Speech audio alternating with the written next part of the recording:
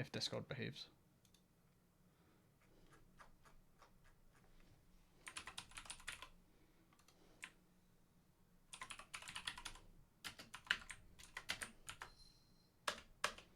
I'm really zoomed in on your camera, on your screen. Yeah, I don't know how. I see what you mean when I saw the screen go live. Oh, I don't quite know why, but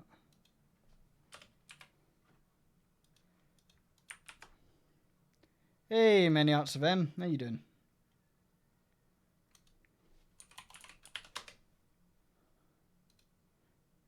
And that is Tumblr up.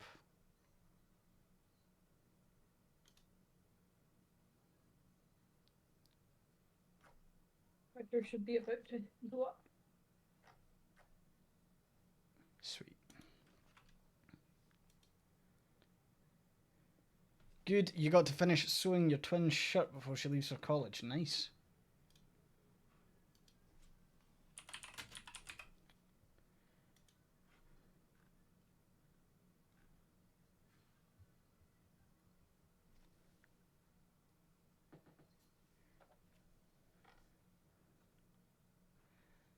Feel like your most recent retweet is gonna stem our conversation, about the write every day. Oh yeah. I feel like lots to talk about on the creative process on that side.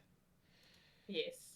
It's been one of those weeks where, or say weeks, it's been an entire career for me where there's an uphill battle against very kind of hustle culture writing advice that doesn't actually really benefit people that much. So I have a lot to say. No, that's fair. And most of it's applicable to every other creative outlet as well. Sorry, every single time we link to Twitch on Twitter, it just pulls a random title from one of my streams throughout the week. so this one it says Golden Walnut Hunt, which was the thing that we were doing in Stardew. Hey, Miss Madam, how you doing? I've got my Grim Fandango mug that's slowly beginning to fade by many a dishwasher. But yeah, that's good old Manny Calavera of Grim Fandango fame. Hey, Tomahawk Kid, and hey, Vortic. You're on your way home from a mini cruise. Nice. What's a mini cruise? I'm guessing it's a cruise but smaller. But like, is there any, like is it a cruise ship or is it like a normal ship? I don't know. Hey, Daster Bunny, and hey, Adorito. Hey, Eli. It's cool weather here. Oh man, I wish I could say the same. It's like that kind of 18 degrees, 70% humidity.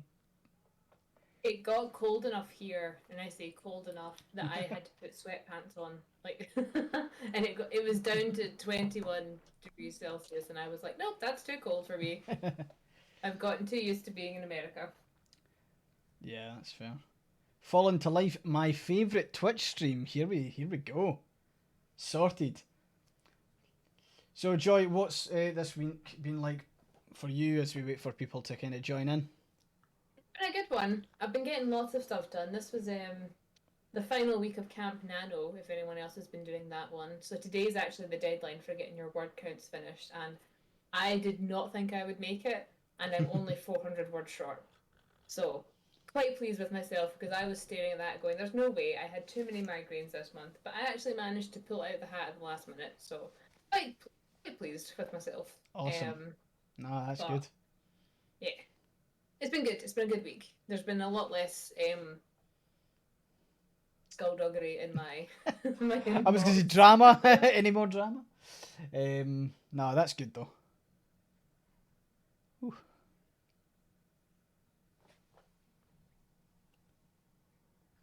My screen is the wrong angle though, so I'm gonna try and see if it's weird what's happening with the camera today. I moved my desk by an inch, and it shouldn't be affecting it that much. See, that's the thing. You move something the smallest amount, it's completely thrown the stream off, knocked off our Rhythm's gone. scheduling. That's Rhythm is us. gone. We're going back to, so we've reached episode 10. We're now going to revert back to episode 1's level of feeling our way through. Um, but no, today we're, Like I think, images in a Word file, yeah. You yeah, move an yeah. image around and you try to move it over slightly and the whole document collapses. And what were you doing yesterday? Were you just chilling or were you finishing that word count? I was trying to finish my word count yesterday, but I was also playing a lot of Medieval Dynasty, which Oh, is... nice. I'm still hoping they'll put in multiplayer in that so I can drag you into it and you can help me build my medieval town. It's a good one, but it's dull because you can't play with other people and the NPCs are not very flavourful.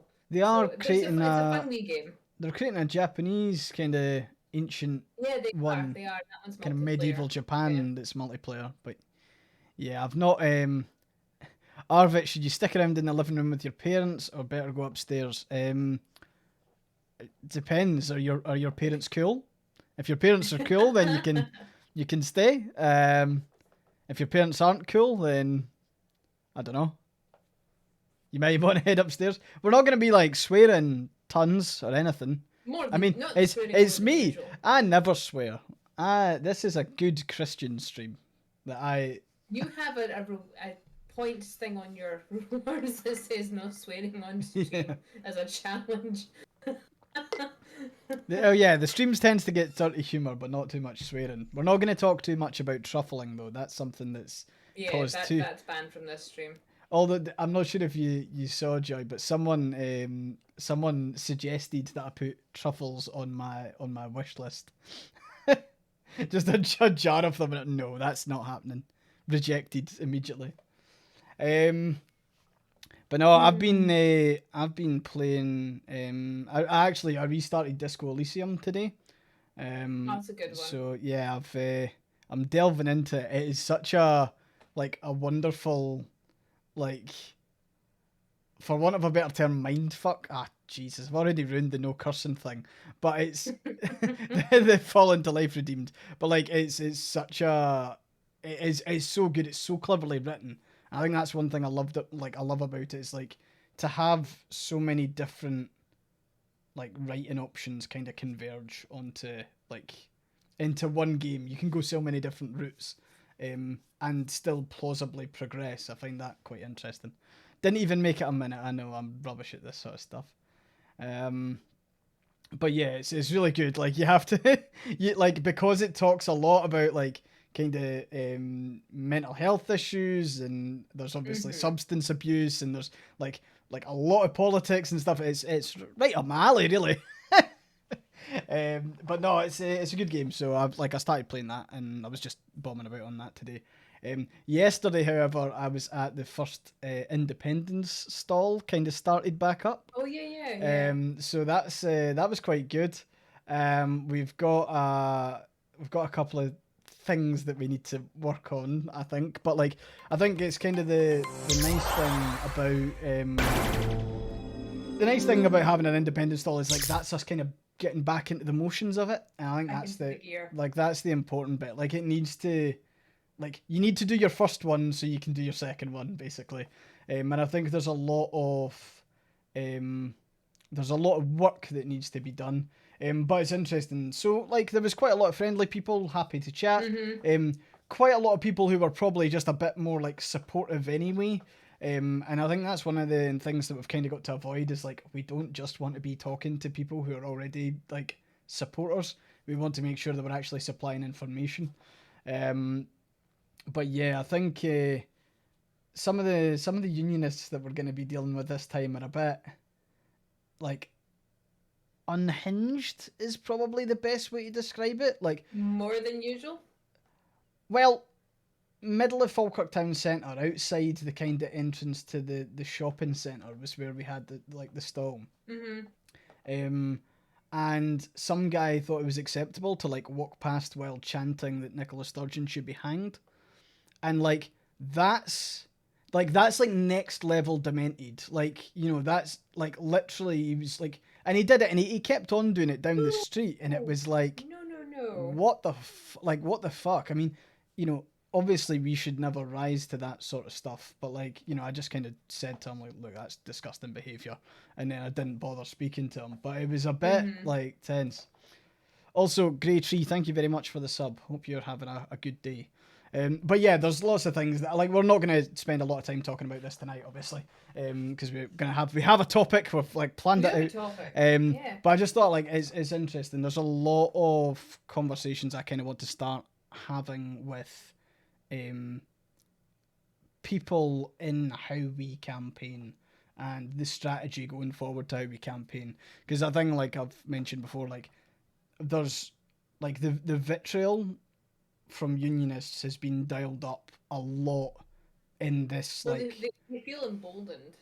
they feel emboldened, but I also think they're getting desperate, and like we just need to make sure that we continue to kind of like sit above all this sort of stuff. Mm-hmm. And as Grey Tree mentioned, Scottish Green Party's announced that they'll be standing candidates in every constituency, specifically on a independence platform, which will be great. Great. So that'll be good. Probably when combined with the SNP, we've got quite a good movement going. Might have a chance to get rid of some Labour, or at least was it the Fingers one crossed. the one Yeah. Labour that's there at the moment. But yeah, we'll see how we go. But anyway, so today we're going to be talking about creative processes. And Joy, you've had a couple of questions about this on Tumblr, so if you want, you can kick off. Yeah. It's probably one of the things I get asked the most, and it's unfortunately it's people looking for the secret to becoming a writer, Ah, okay. or to do any sort of thing. It's people going, well, how do I start? What's the perfect way to start out?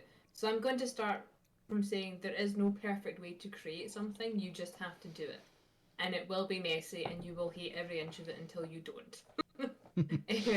So because it's very much, I see a lot of people are very insecure about starting things because they're worried it won't be good enough. The things that you see in media are not first attempts.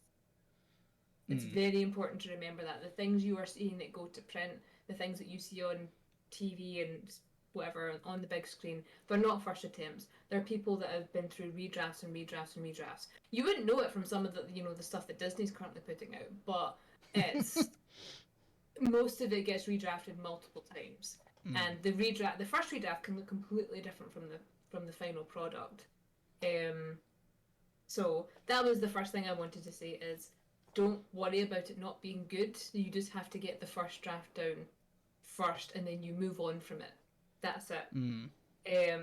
But yeah, there's been a lot of kind of questions about anxiety, about how like literally just like performance anxiety almost, and it's really interesting to me to see that the level of almost like the performative nature of it that's expected now, because I've been getting a lot of strange questions now, which is how do I involve my readership in the creative process, and is the answer is you don't really have to. I don't know if it's people who've been watching me on Tumblr and they've seen how Fangs came about. That's not normally how things happen. Mm. Fangs was literally just Tumblr like running off with my brain and making it happen. But that, you don't have to worry about being a content creator in that sense if you just want to write. That's a very different kind of thing. Like my whole shtick is that I am also a content creator online, and that's different from being a writer. Um, Mm. the two overlap, but you don't have to ever be thinking about every second of the day, well, I have to be somehow, it goes back to that the TikTok sound or the Instagram sound, which is everything is content, don't forget to film it. That's, you don't want to film your first drafts. Yeah, yeah.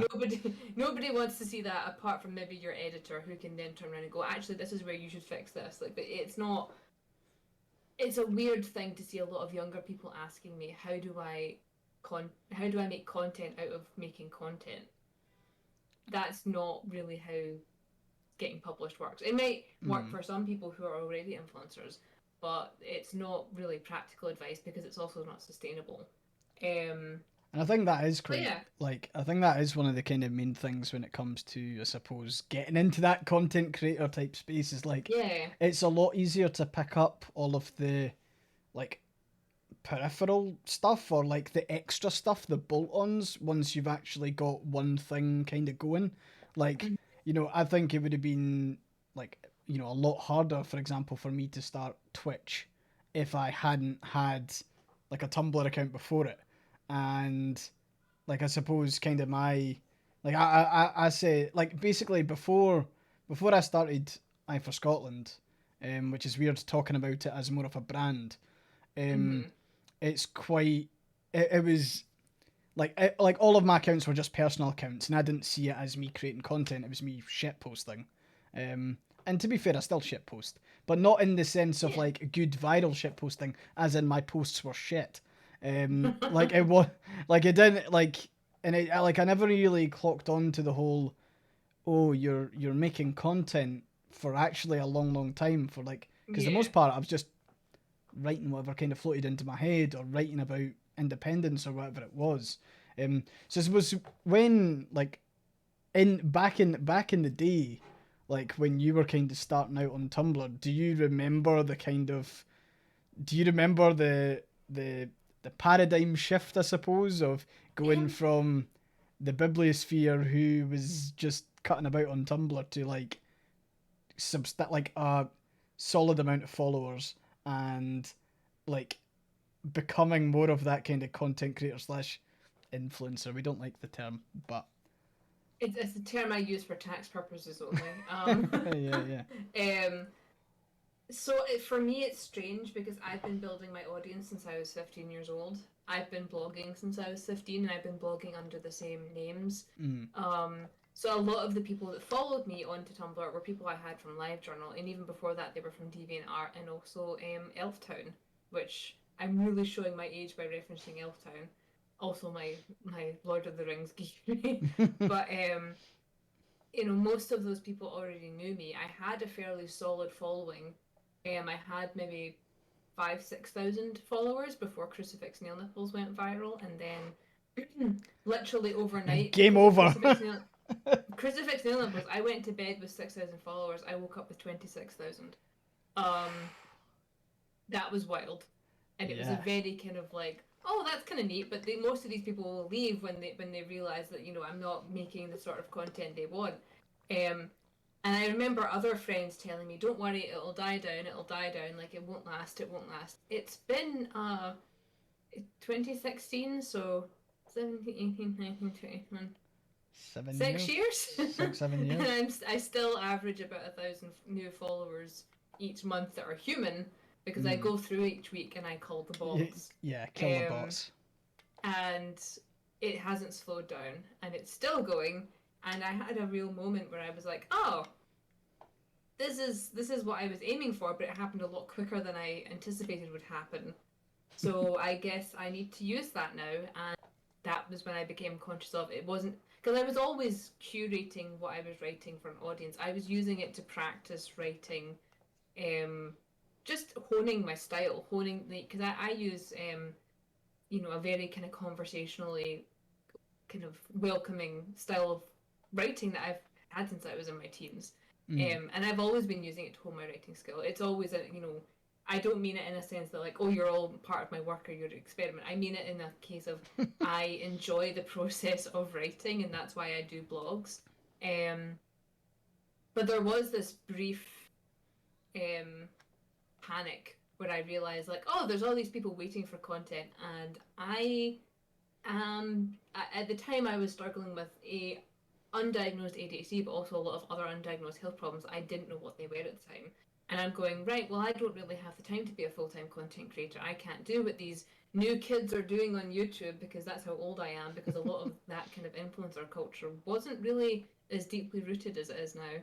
And I was kind of still just dicking around. I was writing fanfic, I was doing things, and I would occasionally write disability posts, I'd occasionally write informative posts about writing, the occasional story from work, and it kept going. And um, I started looking into like courses on how to do like this new content creation type thing, and a lot of it felt really insincere to me. And I just did the opposite, and that seems to have worked to my benefit because I'm not. Um, carbon copy clone of a lot of other type of influencers that are out there.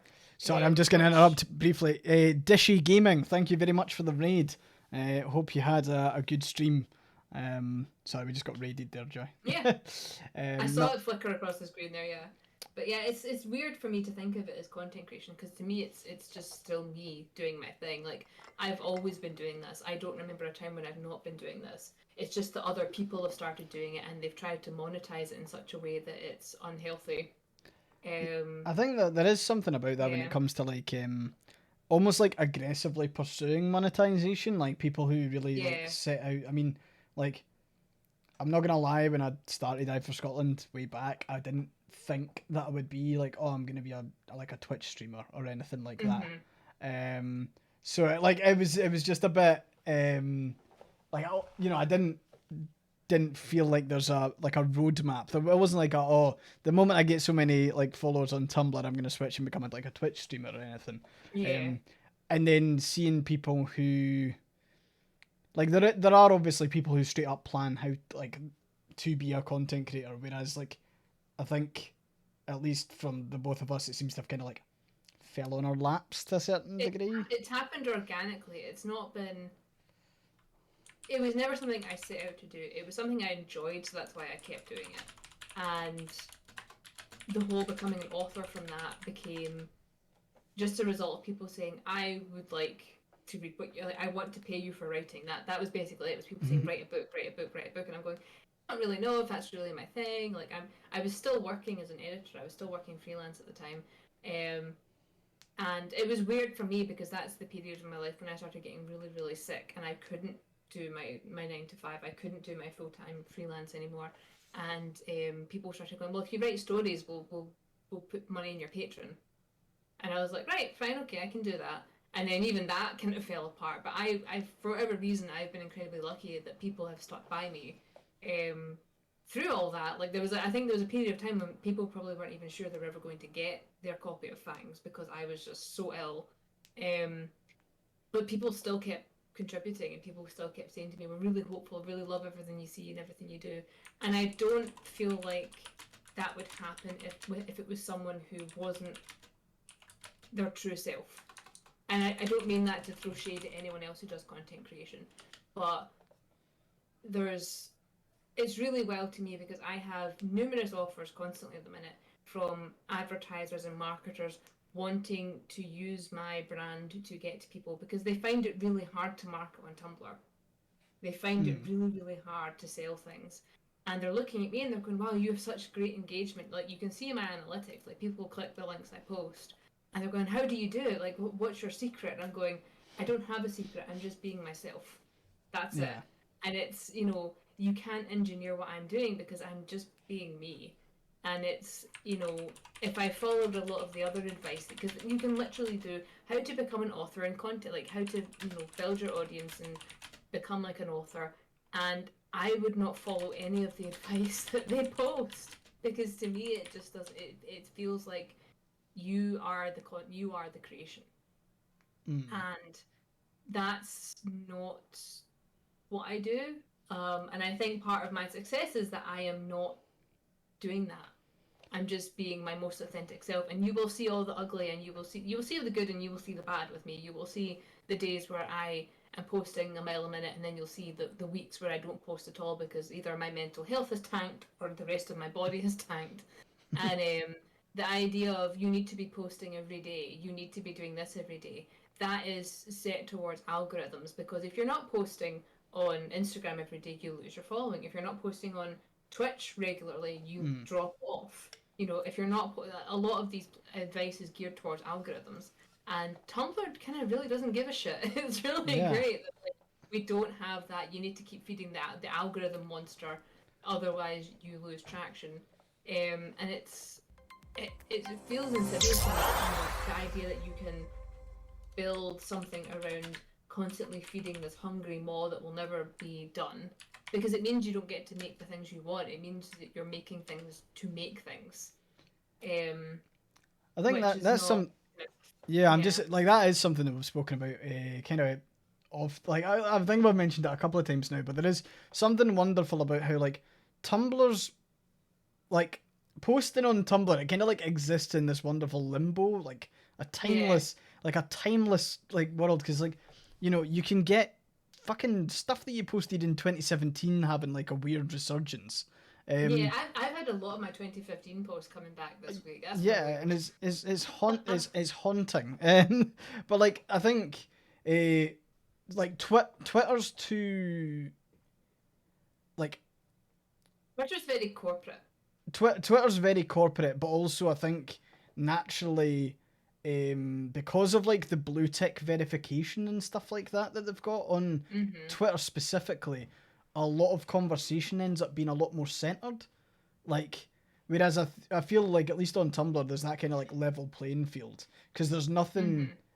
to really like. I mean, I occasionally I post milestones of followers just to say like welcome to new folk, but like I don't think you can actually go and search it up on how No, many there's no way to see how like many followers someone has unless they post it. which is incredible actually I love that. I'm how subscribed right well off. it is. Like I only celebrate kind of milestones, but that's just something I've done since kind of like days of old. But like I Mm-hmm. feel like there's quite a lot of accounts on Twitter that like you see them, they've got like 200 followers and they get like one viral post, and like a lot of the time they are just regurgitating like previous viral posts, and they'll Yeah, like or you they're can just straight up taking screenshots from Tumblr. yeah, it's like it's weird the kind of like plagiarism that kind of goes on just on Twitter itself. Like you can have Mm-hmm. two Twitter posts within days of each other that are both viral and both say the exact same thing, um, which I find And their kind of Cash App is posted directly beneath it. That was yeah, the thing that yeah. bugged the life at me. I saw a bunch of my stuff was screen capped. It was one of those Tumblr, whatever it was, and the person was basically just quoting me word for word, and it was, "Oh my god, viral! Here's my Cash App," and I was underneath it like, "Hey, cool! I'm the author. Here's my Patreon," and they Yeah. were angry. They were like, "This is my this is my Twitter. I put the work in," and I'm going by You s- copy pasting what I said on a different platform. yeah, yeah, You put the theft in? Like, excuse me? yeah. But I it's mean, the same with TikTok as well. Like, the number of people that have come to me saying, like, oh, yeah, you're from that viral TikTok. And I'm going, no, you mean someone else took my post from Tumblr, monetized it on TikTok, and now they're making money from content that I've but like, made. That's what that is. yeah. I mean, I'm like, not from TikTok, I'm from Tumblr. yeah. I mean, it's weird since like existing as a creator on like multiple different platforms. I mean, like Tumblr, like a Tumblr post of mine, like if it's gonna do well, it tends to go well within the first 24 hours, and then Mm-hmm. it'll explode and barrel roll for like whatever. But like you know that there's like an average amount of notes that you'll probably get on a post. I find it quite interesting on TikTok though that sometimes posts won't get big until after 24 hours, which I find really Mm-hmm. weird. Like there's almost like a delay um, for posts to actually like get any sort of traction at all. Um, and then of course on Twitter you need to basically be tweeting your entire life 24 hours a day Constantly. to do anything Yeah. on it. And I think I enjoyed using Twitter during 2014, but like again, Tumblr just allows you to be a bit more yourself. Yeah. Like I think Twitter there's almost like weird social guidelines to Twitter that I don't ever like I've never really been able to grasp. Um I just fuck it. I can talk nonsense on Tumblr, but yeah, Twitter's just a different beast. Tumblr's nice because your employer's never going to find you. Twitter and Facebook, anyone that you're looking at getting employed for, they go through that stuff. Because Yeah. it's also weird to me because Twitter people use their real names. And I'm Yeah. going, you should never use your real name on. It's the worst thing ever when Facebook started making their real names mandatory. Mm. And it was purely so they could have more social, leverage and control over things. They framed it as, well, it's for security so we can go after people, but they don't.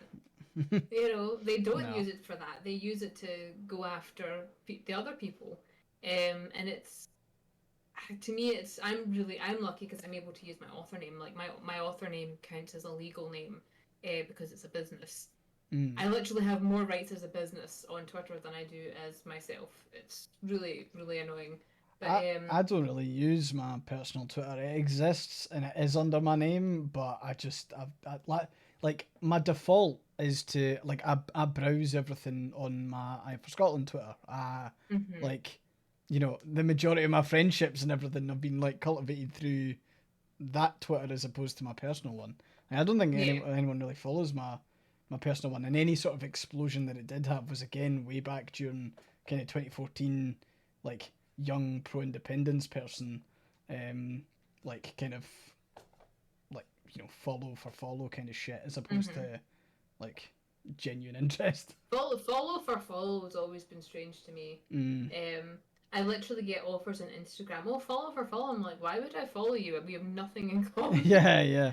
I'm like, I There's don't, I'm not interested. there's a lot But of that on TikTok, like particularly among accounts that don't actually create anything on TikTok.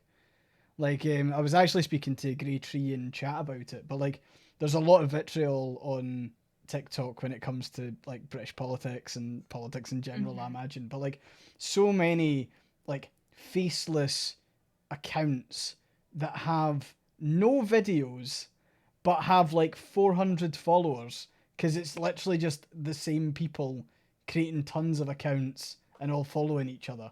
It's quite fascinating how weird networks like that build up. I would almost love mhm. to see like a map of it. I would love to see like a graph of like the people and the accounts associated with all of these random groups. Mhm. Um, I mean, it's weird for me because it's really annoying because publishing Twitter is a thing. Publishers and agents all hang out on Twitter because that's where you're supposed to go for writing stuff. You're supposed to mm, go to Twitter, Facebook as well to some degree, but Facebook's its own specific sort of writer. Twitter's supposed to be where you go if you're serious about writing, and I hate it. I hate every second of it. I hate everyone involved, and it's you're not authentic. You're not able to be authentic on it. And I tried it. I engage with it because it's kind of a necessary evil of the industry I'm in. But um, the writing community on Tumblr in comparison is fantastic. There is no one bitchily backstabbing you and giving fake advice. yeah, So much of the advice I see on Twitter is how to be productive, how to do this, how to do that. There's never any actual how to have good mental health and be a content creator and just yeah, have fun with what you're doing. And it's because they know that there's people watching, there's publicists watching, there's printers watching, and it's that kind of you need to be hustling constantly on posts. Like every post has to be beneficial. Whereas on Tumblr, I can quite literally just fuck around and find out. Like there's no limit to yeah, what I can do in Tumblr because there's no one professional watching, and even the people that are professionally watching, they're on Tumblr, so they know what they're in for. They're not yeah, kind of adhering to that kind of rigid, you know, idea of like public appeal. And it's weird to me that a lot of so many young authors now are being told you are more likely to get a book deal now if you have a built-in audience. You are one of the things you are yeah. now told is build up your social media because they're not interested in doing marketing for you. They want you to do it all yourself because it's another weird. I mean, it's always been this way, but there's this weird idea that TradPub is easier because you don't have to do any marketing. False. The author has to always done their most marketing because TradPub doesn't care unless you are a big earner. Mm, They are you'll be lucky if you even get like 10 minutes of promo on their main Twitter account. yeah. And they're now just telling people like you have to have a built-in audience first, so go back and build up your audience and then come back to us with your manuscript. And Mm, I don't like that at all. It makes it very kind of like if you can buy followers, you can succeed. Which is the same mm. with Amazon. If you can afford to buy the Amazon ads to get into the top of the algorithm, that's the people that get to the top. Um, I it's think like you see I, stuff. Sorry, gone. I was gonna say I pissed off so many people because Fangs repeatedly ekes its way into the top 100 of paranormal romance, and that's huge because People you pay have to pay, you have to shitloads pay for you have that. to Yeah, pay to get there usually, and I've managed it just through sheer brunt sheer the brunt force of Tumblr, and it's they're like, I remember being in one of the romance discords, and I remember seeing my name come up and people going, "Who the fuck is that? She just knocked me off. I paid to have that spot, and I've just been knocked out." And I was like, ah, Yeah, do I no. say something? Do I? But they couldn't. They did not believe that I didn't pay for it. They Mm, thought I was being like coy when I was going, "No, I didn't pay for it. It just happened." yeah. And it's the It's same sort of thing with Twitter and Instagram and TikTok. You can buy followers and you can buy your fame. I think like it's interesting because like scrolling through TikTok a lot of the time I'll get adverts to promote my own videos and just to pay, and it's like you like when clicking through just to see what the kind of options are. It's like, do you want to generate more views? Do Yeah, you want to gain more followers, or do you want more people to visit your content and visit your website? And it's interesting that obviously their algorithms can like point people. I mean, if you're looking for people who are really who are used to clicking through, there'll be a number of users on TikTok that click through to external links more often than others. So mm-hmm. they'll get shown that video. You'll get more people who just like following people. You'll get people who love views and they can just you'll pay and it'll put out like a certain chunk. One of the things, and it was interesting you kind of talking about um, writing and having like this social media following and this kind of publishers almost expecting you to have that. I think that there's also a big issue in the kind of music industry at the moment, and you see it as well. But like, there's a lot of bands at the moment and a lot of singers who have to make their songs TikTokable. Oh Like yeah. that's like a really big thing. Like, oh, can we get your song to essentially go viral? And to be honest, it doesn't even need to be that good. We just need 10 seconds that can be used as an audio clip on a TikTok video. And and so long as it's got that, it can kind of just do whatever. Mm. And it's yeah, I mean, there was a band that I kind of found on TikTok actually, and it was these guys who were they were kind of pitching themselves as a like a pop punk band in some small town in Canada or whatever. But they were like you could just see that every single post they were essentially saying the same thing over and over again. Like one of the things is, oh, one of our songs like sounds like it could be an anime intro, and Mm-hmm. like they basically did the exact same thing, the exact same like bit at the start of each video, and then they would cut to a completely different anime and just play the song over the top of the intro to it. And you can see like they had 30 videos trying all these different anime intros, To and try and see it's which like one would fit. just seeing which one would go. All right, okay, that's one that we're gonna send to um like that's one we're gonna send to any sort of recording studio or whatever agent or whatever. Dear Yeah. Maria tune. All time low are still good. I'll stand by that. No argument from there.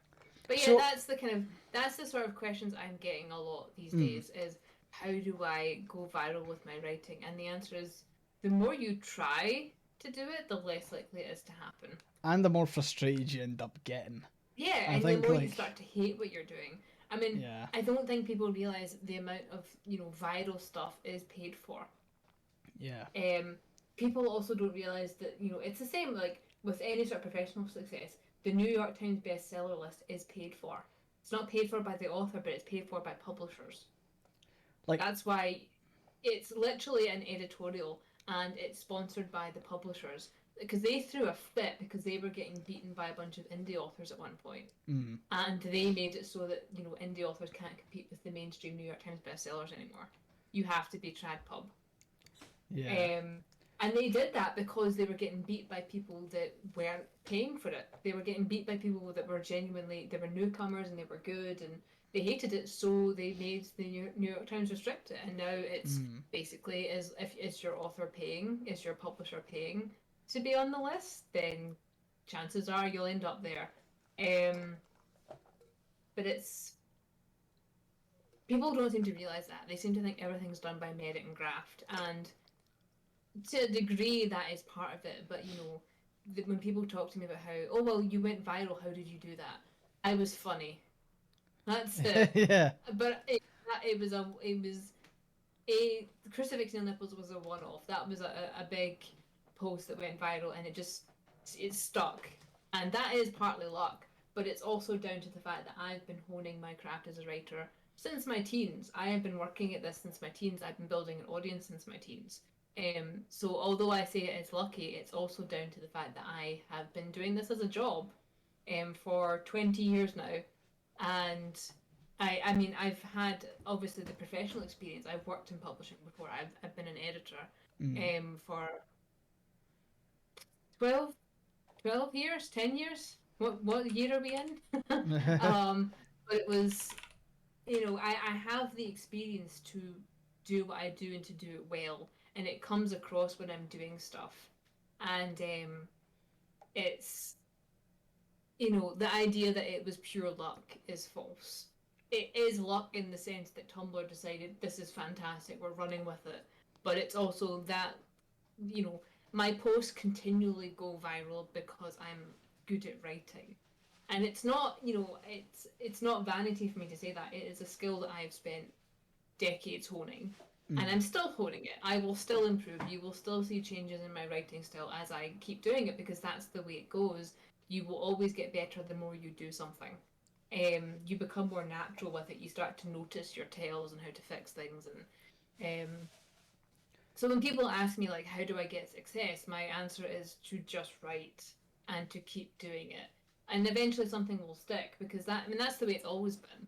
I mean, Neil Gaiman's very open about the fact that he's got hundreds of like novels that will never see the light of day because they're not good enough. But those are the ones that got him to where he is now. Those Mm. were his practice runs. That publishers went, nah, but keep going, and we'll look at the next one. Um, but it's Hex is saying there, it's like a stars aligning opportunity, but if there's no talent to seize the moment, then nothing will happen from it. You can go viral, you can have a funny post and go viral, but if you don't have the skill set to back it up and to maintain it, it's gonna die. So Mm. I would not be putting all my energy into constant virality. I'd be putting it into making sure that your content is good content and it's I stuff mean, that you're proud of and that you'll stand behind. And a large part of that is just becoming more confident in yourself, and mm. that confidence stems from just doing it over and over again. I built up my a lot of my confidence through fanfic. I didn't actually post a lot of my fanfic until I came on Tumblr. I was always I'm showing my age. I was in a lot of private forums for fanfic back in the day when you had to keep it private because otherwise sites could get taken down for the risk of plagiarism. Um, and Mm. and my writing got shared with a handful of people, and it was those first few people that read a lot of my very early Star Wars fanfic were the people that kind of said to me, "Wow, this is really good, but if you do this, that would make it much more tight. It would make it, better, and that was kind of my first exposure to that was the writing community from fandom, um, and I've just kind of kept it going from there. And I don't update my AO3 as much as I would like because I'm also busy doing everything else I do. Yeah. But it's still, I do it for the love of it. I don't do it for like.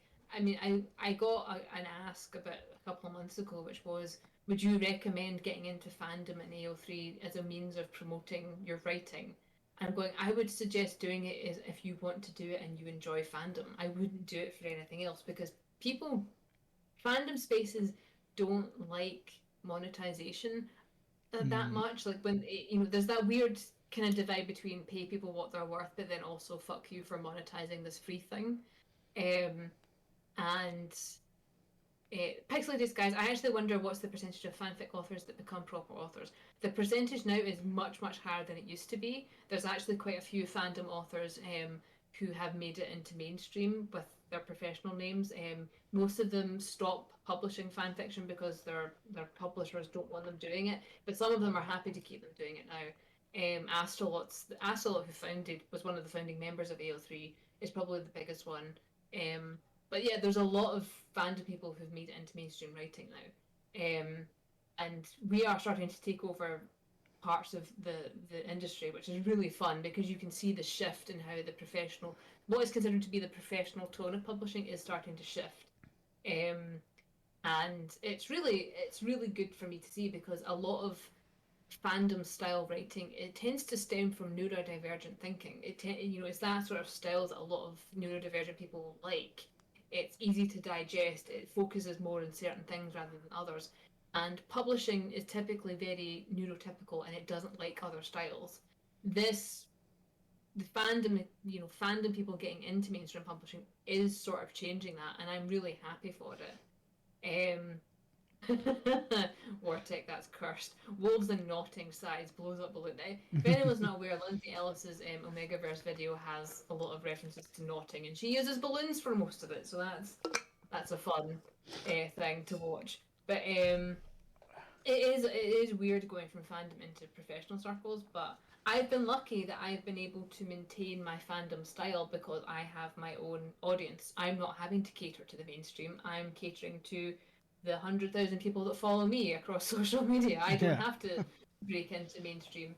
Um, and I think for a lot of people who are worried about how their style will work in the mainstream, I would say worry about it less because things are changing. Indie publishing has changed that astronomically. And there's still this idea that some people still get the idea that they're not really published if they're indie authors. That's bullshit. You do a lot more work. It's if you're an indie author, you are doing twice the amount of work. You have earned your stripes. Be proud of them. And we're often, it's the misconception, well, you're paying for it to get published. Yeah, we are paying for it because we love it and we believe in it. It's not that we've paid for it and that's how it's not going to have any success if it's not done well. And it's the idea that, well, you paid for it, therefore it's up there. That's the only reason you're published. The only reason a lot of trad people are published is because they've got rich parents who introduce them to agents. What's the difference? You know?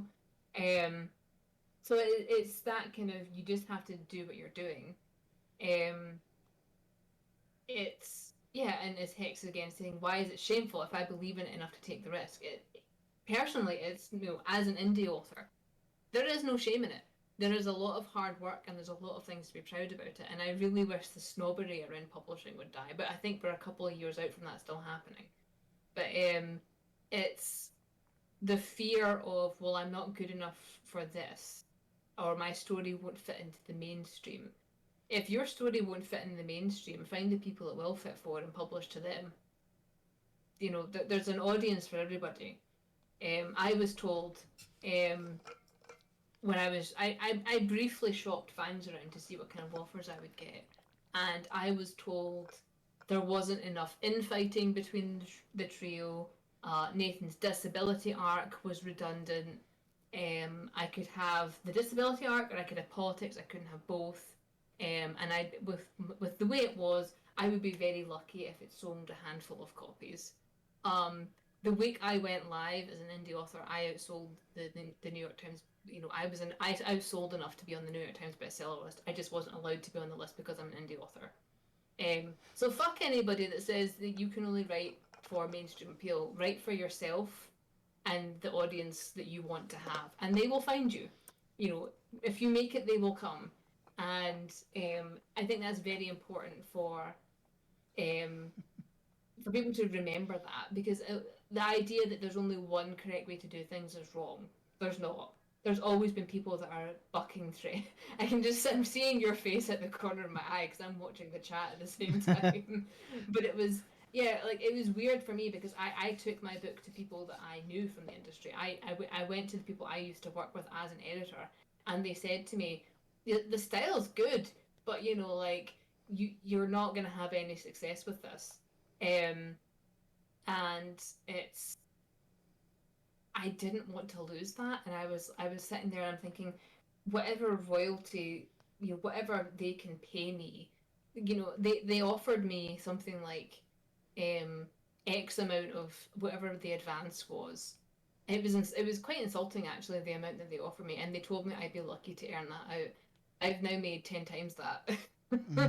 And it was, if I put myself into that contract, I would have been losing money. And I always wonder how many people do that. How many people are shooting themselves in the foot because they think the only legitimate way to be seen as a legitimate author is to do trad pub. And it was the moment of realization for me that, oh, actually, I can make a go of this, and what I'm doing is valid.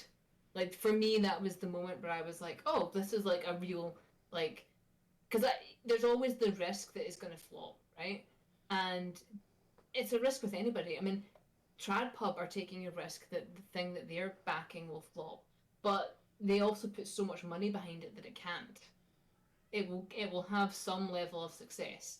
Um, if you want to be making the content that you truly believe in, and you're worried you can't find a mainstream publisher to back it up, go indie, go small publisher, self-publish. Just do the thing. There should be no fear around putting your work out there. It might not be accessible for you immediately because you have to pay for editors and covers and everything else. But there are, there's other people in, the kind of the indie side of things. We work for cheaper rates because we know what we're up against. I mean, my editor and formatter, they started doing book covers, and they're literally selling them for $5. Some of them are just $5, and they are on par with what big mainstream publishers are currently putting out. And they're doing it so that they can diversify their own income, but they're also doing it so that people who otherwise can't afford, $1,000 for a cover art can have good cover art. And it's there's people in the industry who want to see you succeed. It's just finding them, and you will find them in the writing communities. You will find them on message boards, and it's not as closed off as it used to be, which is good. Rainbow Glitter Castle. For everyone who wants the Fangs Rainbow Glitter Castle, we are still working on that. It's just that I can't afford to have multiple editions in print at once because I have to pick up the cost of distribution as the indie author. But it could be coming. I might make it into an Amazon one because Amazon doesn't charge me for hosting files. But which is another thing. Like people don't know that how the industry works, and I've been getting a lot of flack lately on Tumblr because I've been posting about how the industry works, and there's people who like it to stay secret are angry that I am telling people how to get published, and it's really interesting to me because you see people who want it to remain an exclusive, kind of almost like an exclusive boys club. They don't want the riffraff coming in, and then there's gremlins like me going, when you use Drafted Digital, it's free and you can get global distribution, and like it's not that hard to figure out. Here's how you do all the things, and it's you know I'm I not feel like there's interested quite a in lot of that like trade secret yeah. type stuff that's like always kind of held. I mean, like I find that when it comes to things like Twitch or YouTube or whatever, you can find a million videos on YouTube about how to be a great Twitch streamer, how to start on YouTube, how to quickly grow your Twitch channel by like 1,000 followers per month or like 1,000 viewers per week or whatever fucking thing they chime in.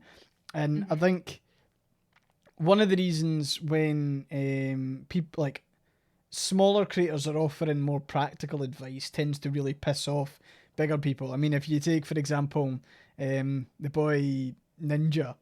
So Mm-hmm. Ninja sells a how to be a streamer training course that's like 30 days of expert teachings from how to be a streamer from Ninja, and you know the videos will consist of Ninja saying something like be engaging to your audience.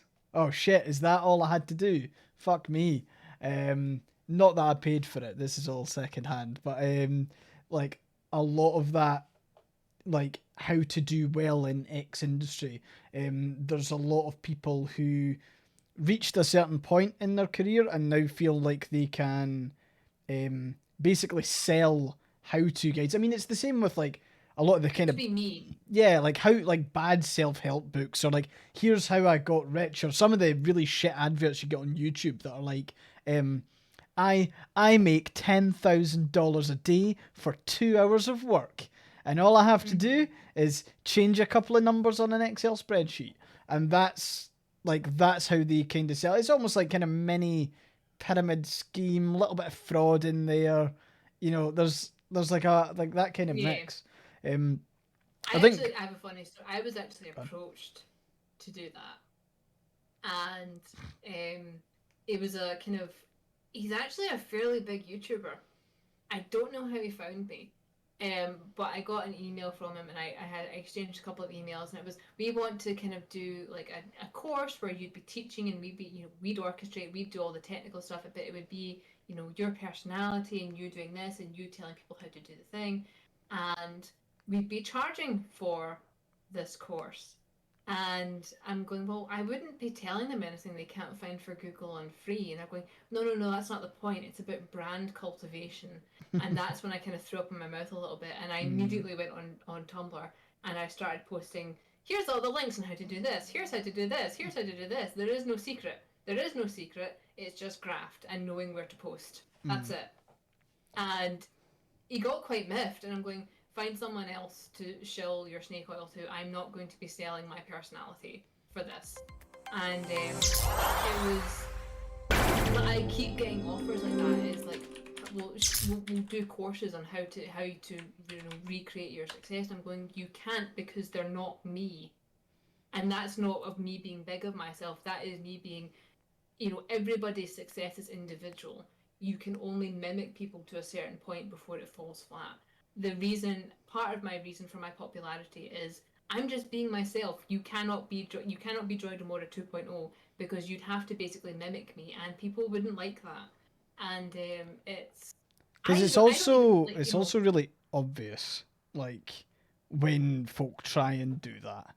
Like it would become, it's like immediately apparent when, like, there's that kind of like fine line between being influenced by someone and like just flat out, like, I don't think there's anyone on Tumblr who could actually try and be, the Bibliosphere 2.0. It's like, I think that's one of the things that, like, a lot of the time, and this is kind of back to the viral point that we were talking about earlier, every single time I've had a big post on Tumblr, it has not been on purpose.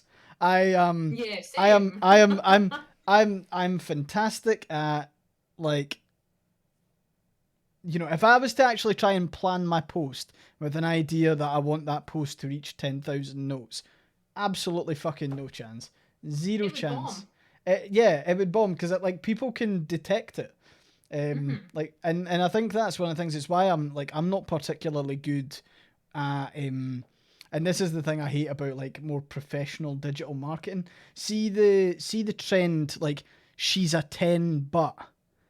Like, see that stuff that's came out, or the little miss and then a bunch of just fucking words. Like, those two trends recently have really, like, they're really like flash in the pan trends that I would, like, never ever try and duplicate. I think that's one of the things that, is potentially a wee bit of a weakness for me if I was to maybe do kind of like digital management or like social media management, because like I don't like just hopping on like random trends that don't suit like the company's general vibe. And I feel there's so many companies out there that I see, and like, I know this is like not the, like, this isn't like individual content creators, this is more like business social media, but there is nothing worse than like seeing just random company, like literally any random company, nothing to do with like the actual trend going on,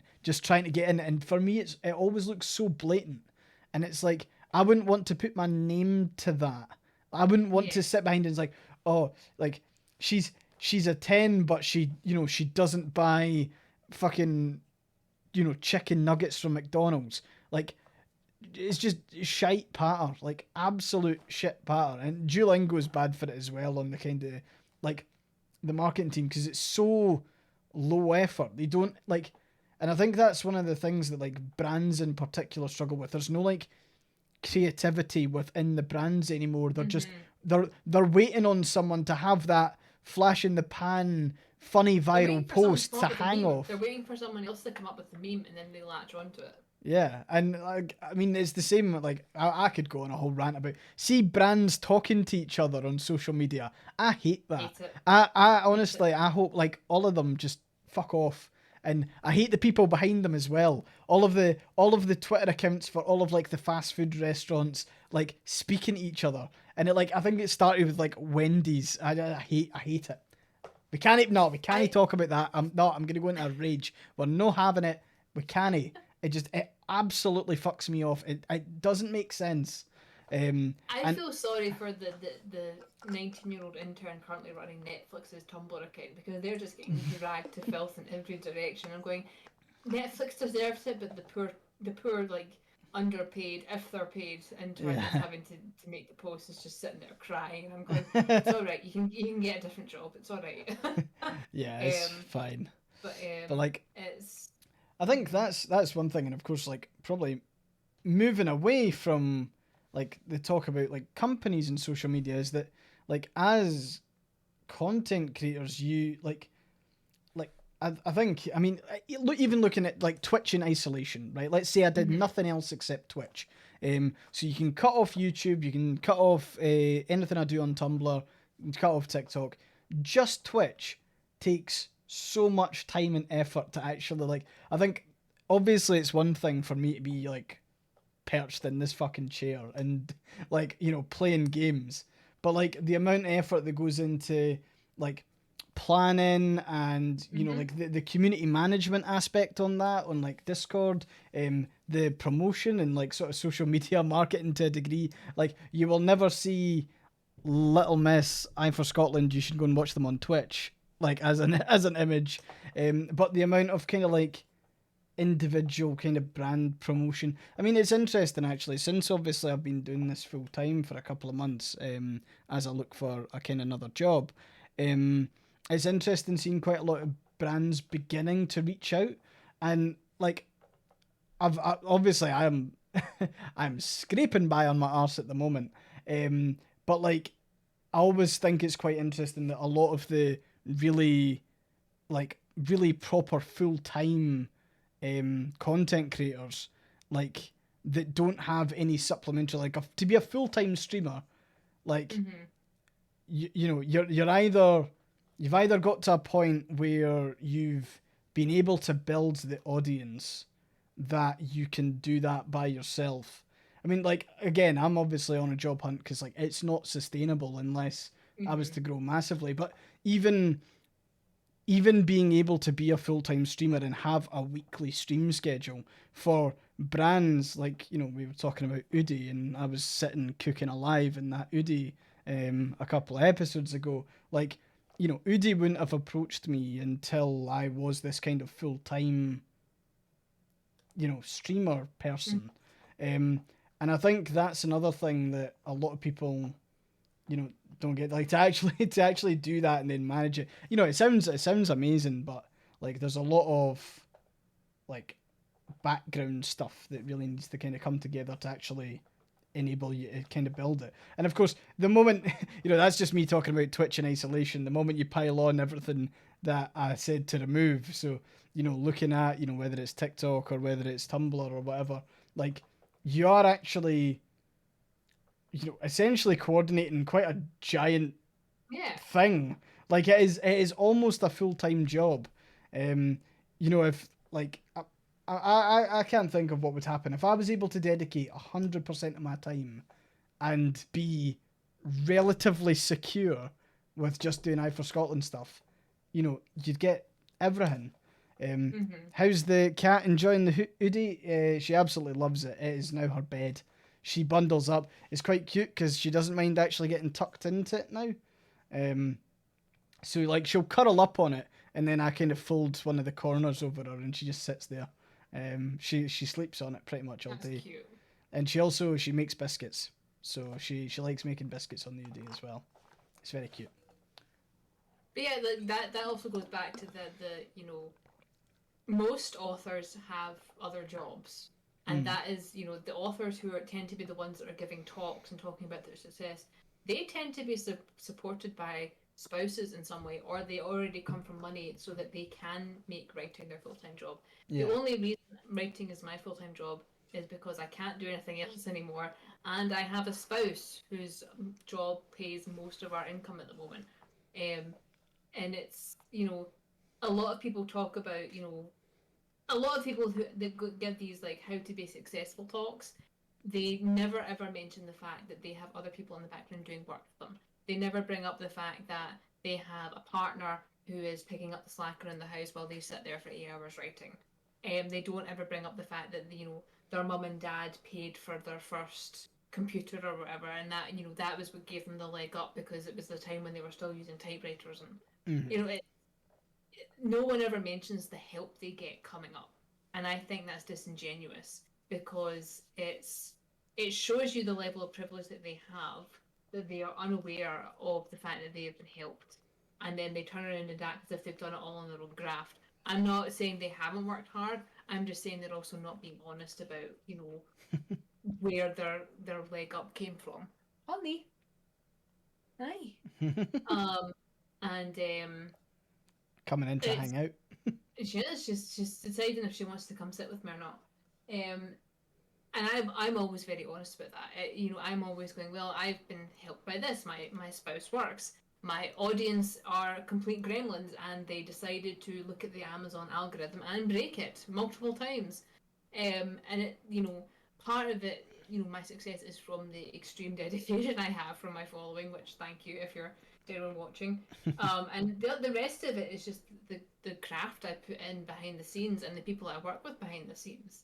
I One of the downsides of things being successful is I now spend about 60% of my time doing administration, and no one talks about that.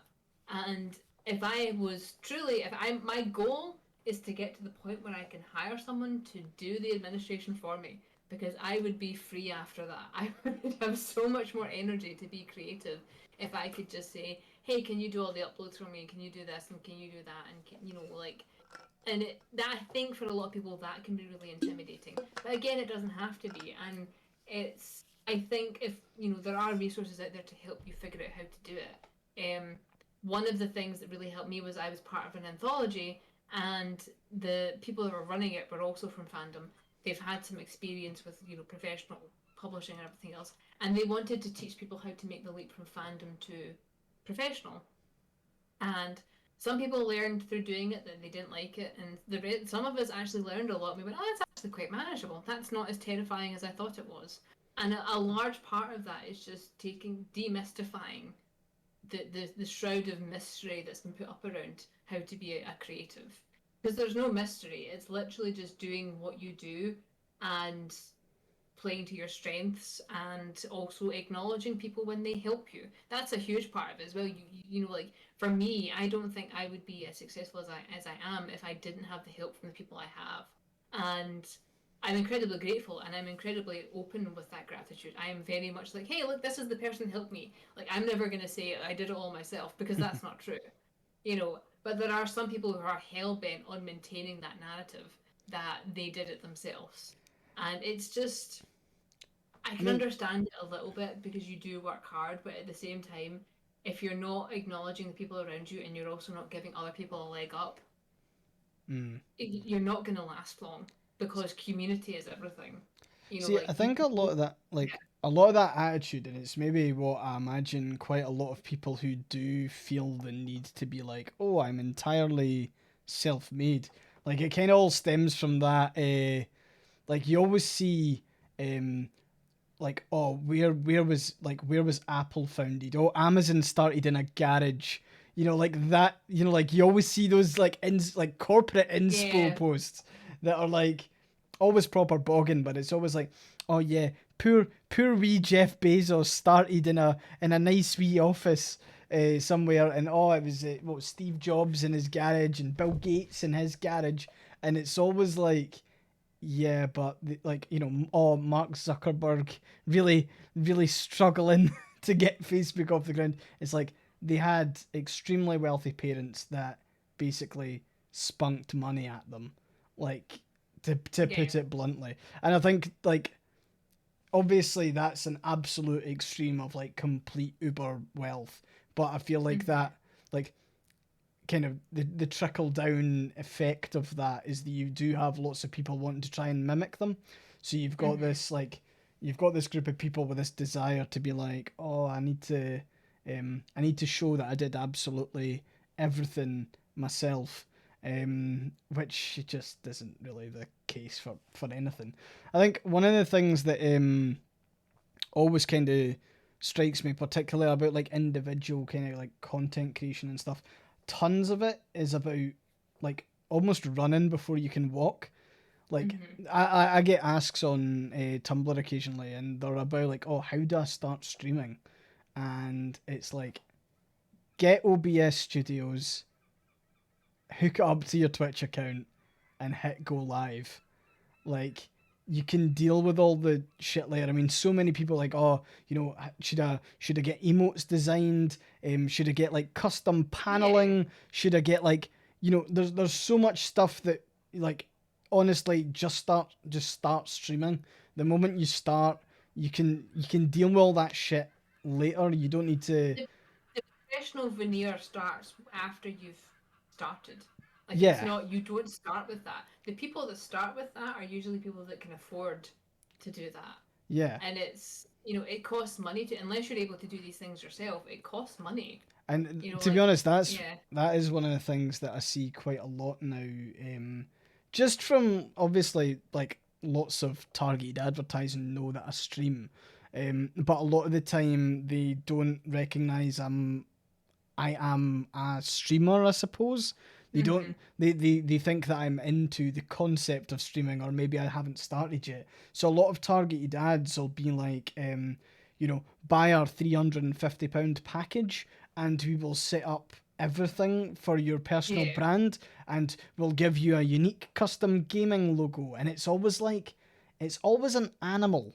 It's always an animal, but like with sunglasses on, and it's like it's a fair enough looking logo, but it comes across looking so generic because like they show, oh, we've got 6 examples here, and there's a rhino with an AK-47, and then there's a lion with like muscles and stuff, and it's just so it's kind Easily of like, disguised NFT bait. yeah, it Yeah. is. It is absolutely fitting into that kind of person who's like, oh, you're probably a young guy. You've probably got wealthy parents that you can be like, look, I want to start streaming. Can you pay $350 and I'll get like all of my emotes sorted? Like, I can't imagine like if I'd started streaming, I couldn't have imagined being as kind of both dumb and arrogant to think that I could like preload a brand that people would immediately connect with. Yeah. Like, I find But that people quite. do it. People do People do do do it, it. which is, Yeah. well, people do it, but I'm not sure if the success is there. I think if anything, it really is just so these people can earn money by selling these starter kits. It's I haven't really come across anyone that's like had a brand so generically designed for them, and then they've made it really big and kept all of the same stuff. It's like it's always evolved anyway, and of course brands always evolve. Like, one Yeah. of the things I'm kind of hoping to do, um, when I get a job and I have the money to pay people to do it, but like I want to get like all my emotes, I want to revamp them like completely, except the cats. The cats are staying. But like I want to like revamp all of my emotes, and I know that like I couldn't have imagined doing that initially. Just like, oh, can you design a brand for me off the cuff? Especially if it wasn't already existing on Tumblr and anything like that. I don't think Yeah. you could have had that kind of like cold start to It personal wouldn't be you. branding. It would just be something that you were trying to fit yourself into and make Yeah. that your success. And that's a very hollow way of doing it, and it's not got any staying power.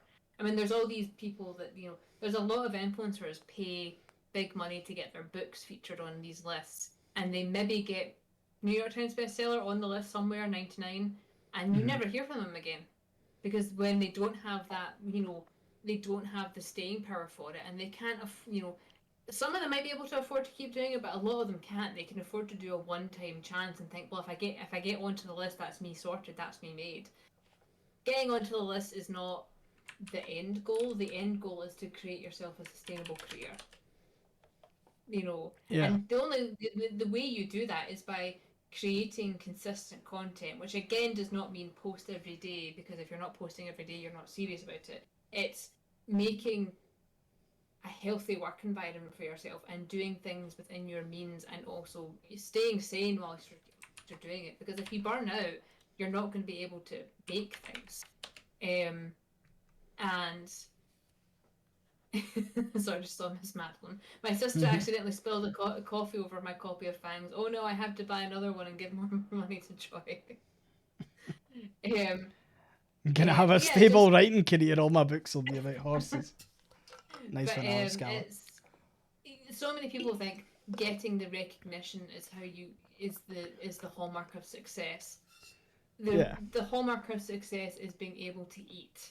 The hallmark of success is you're not struggling daily to make. And even then, there are successful authors who struggle to pay bills because the average income for authors in the UK is 10 grand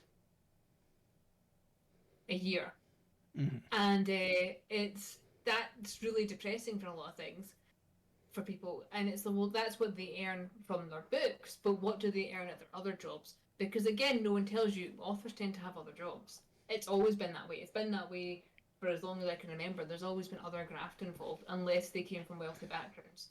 And there's no shame in in doing both at the same time. If anything, there's immense pride that you are doing both, because one, it shows that you are passionate about what you're doing and that you believe in it. And it's um, yeah, it's very kind of, does the New York Times stamp actually mean anything anymore? It does for some people who want the recognition, and it can lead to. There are some people who only read New York Times bestseller um, books. That's all they read. I can't imagine only ever reading James Patterson, but there you go. But it's there's there are some people to who it matters, and it's nice to have the accolades. Like for me, it's really nice to say, "Oh, I've been an Amazon bestseller," because it means I'm in the algorithm now, and it means Amazon's more likely to push my books to people, which is good for getting sales because this is the world we live in. And but it's for a lot of things, I'm considering just selling through PayHip in the future, because why should I be giving Amazon 80% of my income? You know, is it what is the hallmark of success? Do I need to be recognized, or do I just need to make my content and live happily with it? You know, and it's nice to have the accolades, it's nice to have the recognition, but at the end of the day, my love of what I'm doing comes from the love of storytelling, and it comes from a love of being able to eat. I don't give a fuck if I never get on the New York Times bestseller list. Um, I would rather be creating content that makes people happy, and that's kind of my goal. That's my whole kind of work ethic, is like, well, this makes me happy. I want to make other people happy. I'm going to put it out there. And if it's more accessible for me to do it through PayHip, I will do it through PayHip. I will do it through other things. But it's just, I don't know. It's strange having the questions that I get, and it's about how to how to be viral, how to do these things, and it's hard because I want to talk more about the actual creative process, but so much of my time is spent telling people, actually, like, that doesn't, it matters, but it doesn't matter to the degree you think it does. So, Um, so it's how? more about building community. Yeah.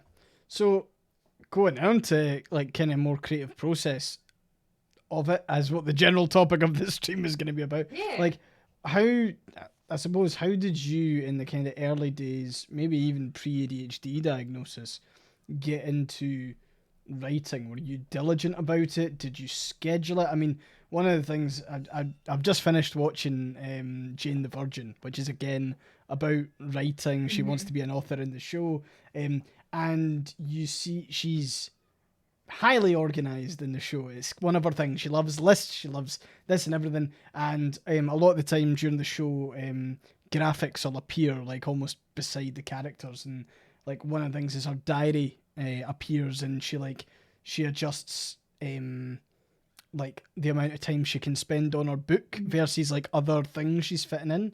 Like when you were starting out, I imagine you've refined it over the years, but um the like were you diligent with like, right, I'm writing for 2 hours, or right, I'm writing 500 words today, or like I did you? tried the this is my full time. If I'm I tried very hard at the beginning when I realized I needed to.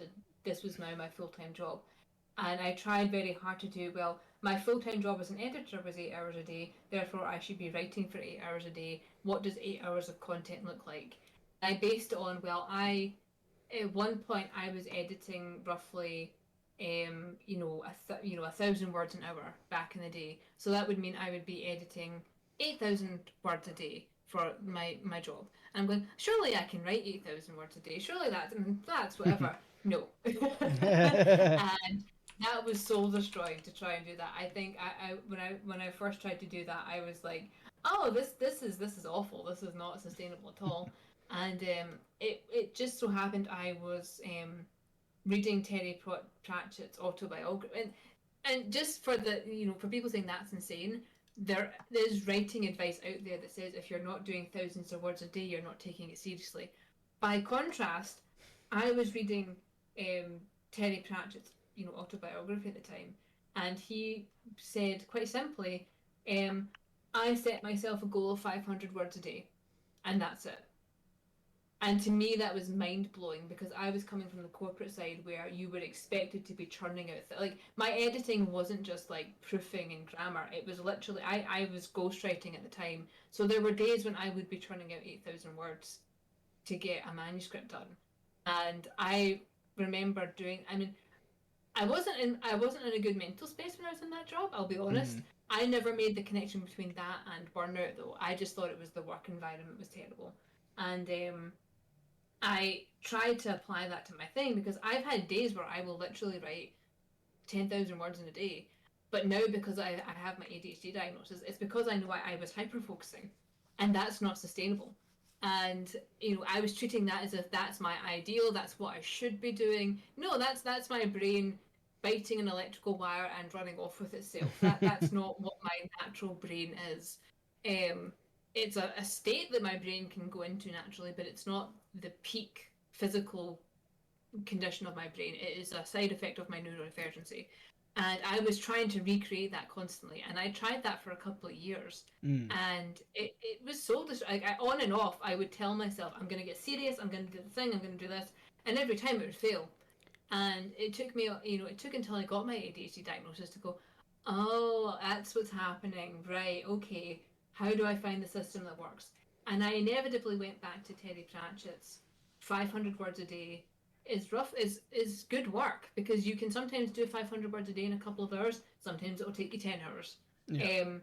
But the 500 words is a quarter of a chapter roughly, Yeah. and that's not bad graft for a day. Um, and without my other health issues, I allow myself leeway. I will set goals based on how I wake up that day. I do not keep it consistent because my body is not consistent. Um, and it's the not everyone like I get really really angry when it's if you're not doing everything every day, you're not taking it seriously. Because fuck you, people have lives. People have things that happen. There's mental health issues, there's physical health issues, there's all these different things that can take place, and your writing sometimes will take a hit. That doesn't mean that you're not serious about it. Like the other day I set myself the goal of 500, and then as soon as I got upright and all the blood in my body pulled towards my feet, I was like, it's going to be a 50 words a day day. And being able to be fluid with it is what's really made it more sustainable for me because I've taken the pressure off myself to be consistently performing at the same level every day because it's not something I'm capable of doing, and to be honest, it's not something that able-bodied and neurotypical people are doing either. They don't realize that a lot of the work standards that are in place are also harmful to them as well, and I think having a more fluid approach to things would be better for everybody. And I literally I wake up, I assess what my body is doing that day, and I try to determine what I'm doing. If I get so far with it and I realize actually I know I'm not as good as I thought I was, I'll scale back, and then the rest of the day is me taking care of my health and or doing stuff around the house. That's still work, and Yeah. self-care and taking care of yourself is also a mandatory part of the process because if you don't take care of yourself through the creative process, you will burn out and you will never create again. um, and that it's something I could spend full hours talking about what happened to me after I got the first Fangs book out, because I think it is important for people to hear. But if you burn out and you don't take the time to recover from it, you will, destroy your health. You will destroy your brain, and you will destroy the thing that you love. Because it took me a full year after writing Fangs to write anything again, because I was so traumatized and burned out by the process of what I'd just been through. My brain, like, I did an interview that never went anywhere because I was just so despondent with it. But one of the questions was, "How did you write a book during the pandemic?" It's so inspiring. You wrote a book during the pandemic. You did what everyone else said they were going to do, and I'm going. I'd been writing it before that. I just had to finish it in the first year of the pandemic, and that alone was hell because my mental health was in the toilet, and I was forcing myself to write. My ADHD was completely burned out, and I was, in a very bad place. And Mm. as soon as the book went live, I didn't touch it for a year. I did the bare minimum of marketing for it because I couldn't stand to look at it. And it was because I'd burned myself out creating it. And it's only been in the last couple of months that I've actually been able to reread Fangs and actually went, actually, that's not bad. But before that, it was the worst thing ever because I destroyed my brain. And it's heck to say the cycle of constant churn is damaging, and I Yeah. hate the fact that it's been normalized that it's you need the constant churn. The problem is And that it's normalized amongst the people that do it. It's also normalized amongst kind of the consumers of it as well. Like, don't get me wrong, everyone who watches this stream is an absolute dream, and I love you to death. mm-hmm. But when it comes to kind of content creation, um, if I take 2 weeks off holiday or burnout or mental health breaks or whatever, it can be really hard to get the average viewership back up to what it was. And unfortunately, it's not the fault of the individual consumer. It's just the fact that it's um, like one of the things that like I told you about that that the mini coaching session I got Yeah. on the content creation side of things, and it was like obviously an American company that was just desperate for people to subscribe to their like pro thing. Um, but one of the things they were saying is like how consistent are you with your schedule and what you stream and everything. And I was like, well, I'm a variety streamer. And then we're like, no. For maximum growth, you need to choose one game that you really, really love and make sure that it's not oversaturated, and make sure it's not undersaturated, and make sure that you're just streaming it all the time, every single day, and then you'll be able to grow. And I was like, what? And No.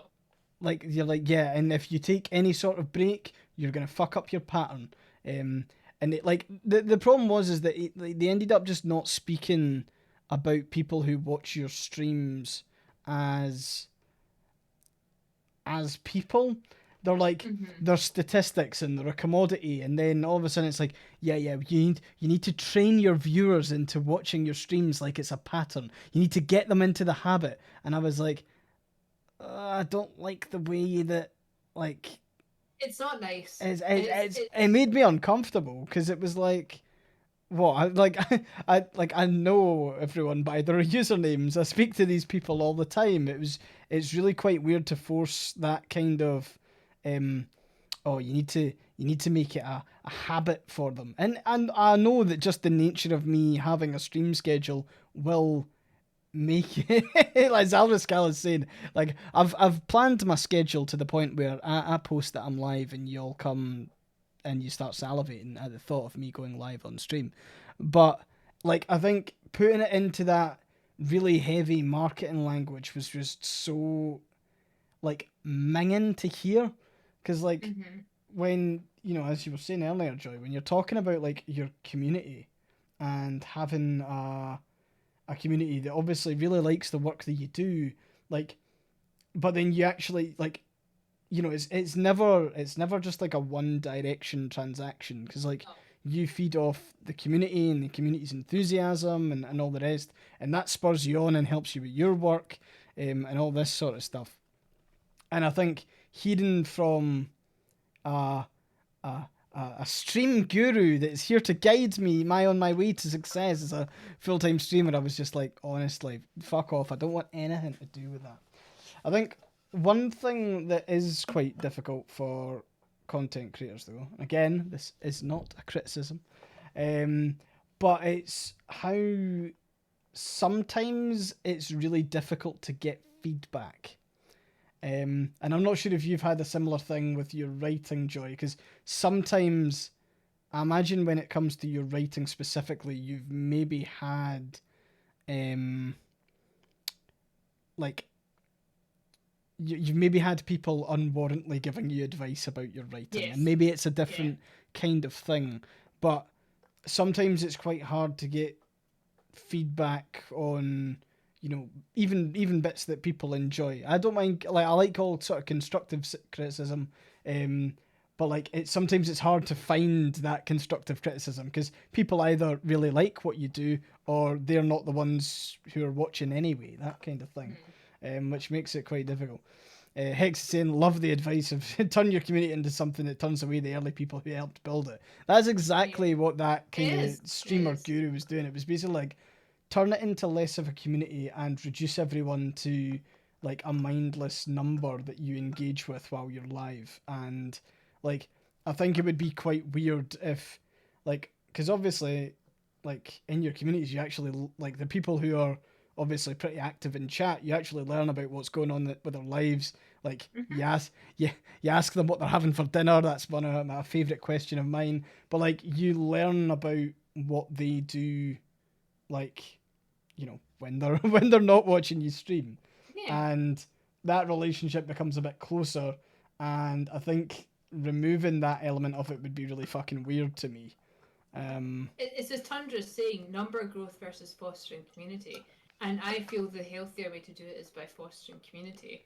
Yeah, I would not have any success I have if I was not as engaged with my community as I am. If I treated Tumblr like it was a grind, yeah, I, it would be the death. Not just because I get dragged into the market and my heart ripped out. It would literally just be no one would engage with the content because they would know that it's insincere. And it doesn't to me it's not healthy to always be looking at numbers. I yeah. don't like to look at numbers. And it's interesting, talking about, like if people give you feedback on things, it can be difficult to get feedback. Mm-hmm. Um, I stand by the view that reviews aren't for authors. Reviews are for reader to decide if they want your book. Mm-hmm. And I'm always grateful when people tag me in nice reviews and things. If they're happy feeling, that's always nice to see. Um, but there's also people that will contact me and let me know, well, I didn't enjoy this part of your book. You shouldn't do that in the next book. Well, okay, but I'm not writing it for you. I'm writing it for me. Yeah. That's I'm not writing to pander to people. I'm doing something that I want, and I may take feedback from I take feedback from my betas. I have a very wide beta pool that I Mm-hmm. pull from, and I will take their feedback because they are invested in what I am doing. But I am not going to alter my book to specifically cater to the individual person because the only person I am catering to with my book is me. I'm writing the content I want to see. I'm creating the community I want to see. I don't really give a fuck if you don't like the fact that I have disability, that the disabled main character is sexy. I don't care. Like the most of my negative stuff has been about how people could not engage with Nathan as a sexy character because he kept his disability. And my response to that was just, okay, bye. Like I don't Bye. care. I don't Yeah. care if that's your opinion. I don't want you as a reader. Um, and some people really don't like that because they're going, you should be more concerned about numbers. And I'm going, no, I'm more concerned about my community. I'm more concerned about maintaining my integrity. I don't care. I think I it's don't care. Yeah, it's interesting because like talking about that again and back to kind of Tundra's point on number growth versus fostering community, and it's like it applies to so many things. I mean, it applies to that traditional publication versus indie publication that we were chatting about Mm-hmm. earlier. Like they're wanting to see the numbers on your Twitter before they decide whether or not to go with actually running the book because they want that kind of inbuilt audience. And it's interesting because it's almost the I was actually see before last Wednesday's stream, I was on like I decided to get a ticket to watch it was like a Scottish game developer like mini talk. It was really good. It was lots of interesting talks about like various different bits of games. But like one of the first speakers was talking about how um, the the way that like you set up your communities. It was about early access games. Actually, was the kind of conversation, and how early access sometimes isn't for a particular type of game, but there's games that obviously chase numbers really early on. But their kind of approach was like to have quite an active Discord community, and then like, and this is kind of back to obviously the sort of stuff that we try and do in our communities is we try and like recruit from the communities. You know, you've obviously had your book cover done. You know, I'm obviously hoping to do emotes. I've had emotes developed in the past from community. I've had YouTube videos kind of edited, and you know, the people that I The know. person doing our, the banner for the AyeSphere for the podcast stuff is again comes from our Community stuff. Yeah, exactly. And it's like, you know, it's very different. Obviously, there's a trillion people online that are going and doing this stuff, but like the people who are engaged with your content, I suppose, they're gonna obviously like obviously you want to pay them. That's sorry, just flatly. That's what I say. You we will pay them. never. Yeah, we pay them. You're never gonna. We're never gonna get begged for free work. But like, it's good to be able to use that pool of people because they already have an enthusiasm for the thing that they're going to be working on. And I think that was really apparent in every email that we got through. Was like these are people that were super engaged anyway. It's people we might work with in the future. I mean, Absolutely. just also to say, if anyone's watching, if you were one of the people that got told thank you very much, but we're going in a different direction, we are sincere. We may come back to you in future for different projects. 100%. It's just that we just had so many emails that were like, right, we need to pick one. How the hell do we do this? Yeah. But it was also why it took us so long, to be fair. So apologies for the late response on that. But it did take us a good couple of sessions. When I put out a call for cartographers for doing fantasy stuff, I got 200 emails, and I was like, Jesus, where? And I still don't know if I replied to all of them because it was when I had my old inbox, and my old inbox was a nightmare. But I was genuinely, when I told people, I will come back to you for other work. I will come back to you for different projects because I don't want. I like to keep the people that I'm using in work, but I also like to diversify and take more people from my community. So I have another work that's in place. The cartographer I use for Fangs will not be the cartographer I use for the next book series because I will keep them on rotation for different things, and I prefer to work with my community because it's the community that puts food on my table. I want to give back to that, and I will give people their first professional exposure if I can. I'm very lucky with like my illustrator. My illustrator has done comics for DC and Marvel, and they still love being involved with their community because that's the corporate stuff's great. It pays for things, but the real joy comes from the community. The reason that you're doing stuff comes from the love of the people that are around you.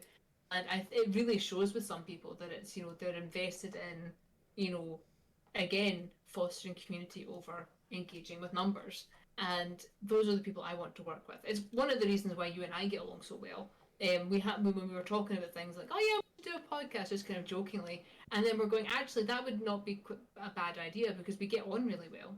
We have a very our communities are merging together nicely. They're a wonderful bunch. This sounds like fun. Let's try it and see what happens. And now it's 10 episodes, and we're still not running out of things to talk about. Exactly. It's amazing. You say that next week we're gonna have to come up with something completely different, whole new format. That's what we're doing next week. Every week, unpredictable. Yeah, exactly. We're like honestly, we're throwing tons of shit at the wall, and we're finding out what sticks. Talk about Cheetos. Ah, fuck. Okay, we're gonna struggle with that, but. I don't even like Cheetos. I think aren't they kind of more American? They are. I think they have equivalent to spicy Wotsers. Well, so interesting you say that. So recently, the UK and Asda across the road from me has started moving towards giant Wotsers, and like they're fucking huge. Like they're finger-sized Wotsers, right? These are like the big boys, and they've got the fiery Wotsits and they've got the normal Wotsits, giant Wotsits. However, there's also Cheetos available. Like they've started, like the Cheeto invasion has started. Mm-hmm. They're now a thing, and I always thought that Cheetos were similar to Knick Knacks, but they're not Knick Knacks. No. In fact, there's a go. Back when you could eat any crisp you wanted, Joy, what was your favourite crisp in Asda? Or any supermarket? Quavers. Quavers. Oh. Quavers. I used to love Quavers and Skips were my favourite. I would eat Quavers and Skips until the cows came home if I could. It's just that kind of artificial cheese, but also the prawn cocktail flavour, which you don't really get over here as a flavour. Oh, that's interesting. And a shame, actually. Because, like, yeah. Were you ever a Space Invaders person? Yes, yeah. Were they called Space Invaders? They were, weren't they? That was the name of the crisp. There was a lot of kind of the ones that were they were the ones you'd get at the disco at school. Aye. That's a good shit. The other ones like Monster Munch.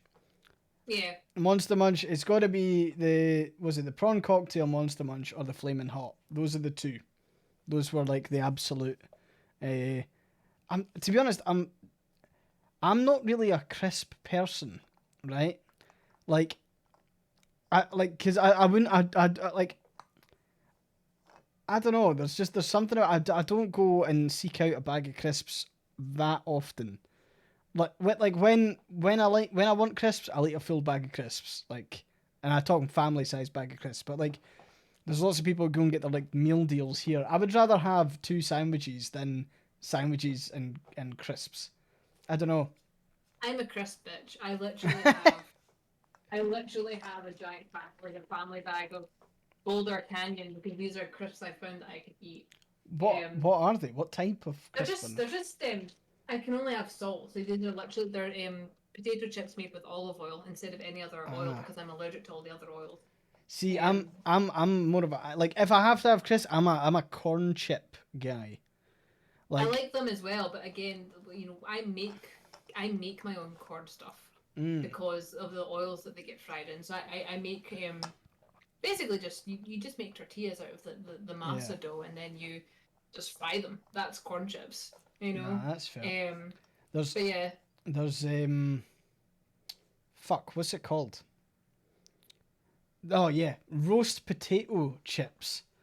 I've had before, and they're excellent. Like roast potato, like corn chips.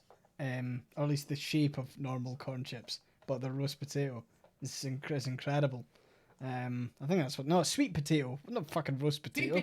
Sweet potato. Sorry, I was like roast potato. That doesn't sound right in my head. But roast potato. You can actually get it's Lay's as Blockers over here, and they actually have a roast potato thing, and it's basically just salt and cracked black pepper. That's basically what it is. But yeah, I need crunchy stuff. I like textures when I'm eating things because for a long time a lot of my foods were very textureless. So now if it's crunchy, I will devour it like a gremlin. But it's you know, I think Quavers are corn based as well if I remember how it's made. But yeah, there was a lot of things like you don't realize how much food can be a STEM thing for people. Like when I was doing my thesis, my dissertation, I literally would eat an entire packet of biscuits and not realize it because I'd just be focusing on what I was doing and just stuff in my face. And now that I can't do that, I'm aware of everything that I'm doing because I can't just zone out whilst I do it. So see, I'm terrible for that for a bunch of reasons. And Fallen to Life's got a good business. See, Fallen to Life injected Cheetos into the fucking conversation, and now we're with completely off tangent.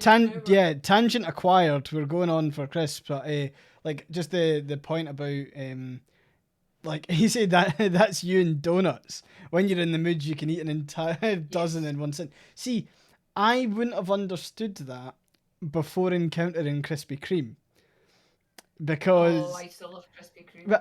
Well, like, because the only donuts I ever got really like exposed to growing up was from Greg's, and like the Greg's donuts are like heavy donuts.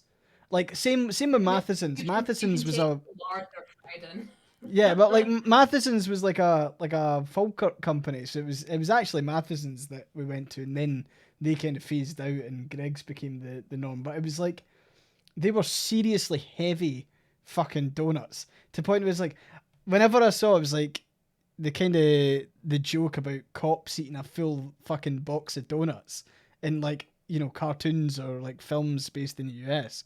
I was always like, Mm-hmm. fucking hell, how are they managing that? Then I had then I had like one original glazed Krispy Kreme, and I was like, oh, now they're talking. Like, one of the things here though that's quite interesting, I'm not sure. Like, Krispy Kreme's obviously American, right? Mm-hmm. Is it like all over America, or is it like a region specifically, or is it pretty well Um, known? I've only seen it here at the mall. I've never seen it elsewhere. Okay.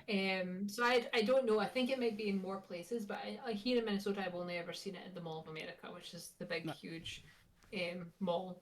But I've never seen them elsewhere. You're more likely to see kind of like the Starbucks places that have that Right. will buy in. To me, that's more my experience. But maybe in Okay. other places, you'll see more of it. So But Scotland was an interesting time when Krispy Kreme started to roll out, because people had like maybe experienced them like once or twice, but then it was announced that there was a Krispy Kreme um like cafe shop. I don't know what you call it. mm-hmm, A Krispy Kreme, is it a factory? I don't know. It was like you could go in and buy, and like you would see them getting made and all that sort of stuff. Um, there was one announced for being built like close to Edinburgh, and on the day of it opening, people were fucking queuing for donuts. I'm no joking. There was like a massive, massive queue for Krispy Kreme donuts. It was insane. But now, like, it's quite common in supermarkets to have like a Krispy Kreme pod. Um, mm-hmm. and it'll have like all the donuts inside. But I think, and I'm not sure if it's like a specifically, like a UK based one, but it's very it's very focused around gaming.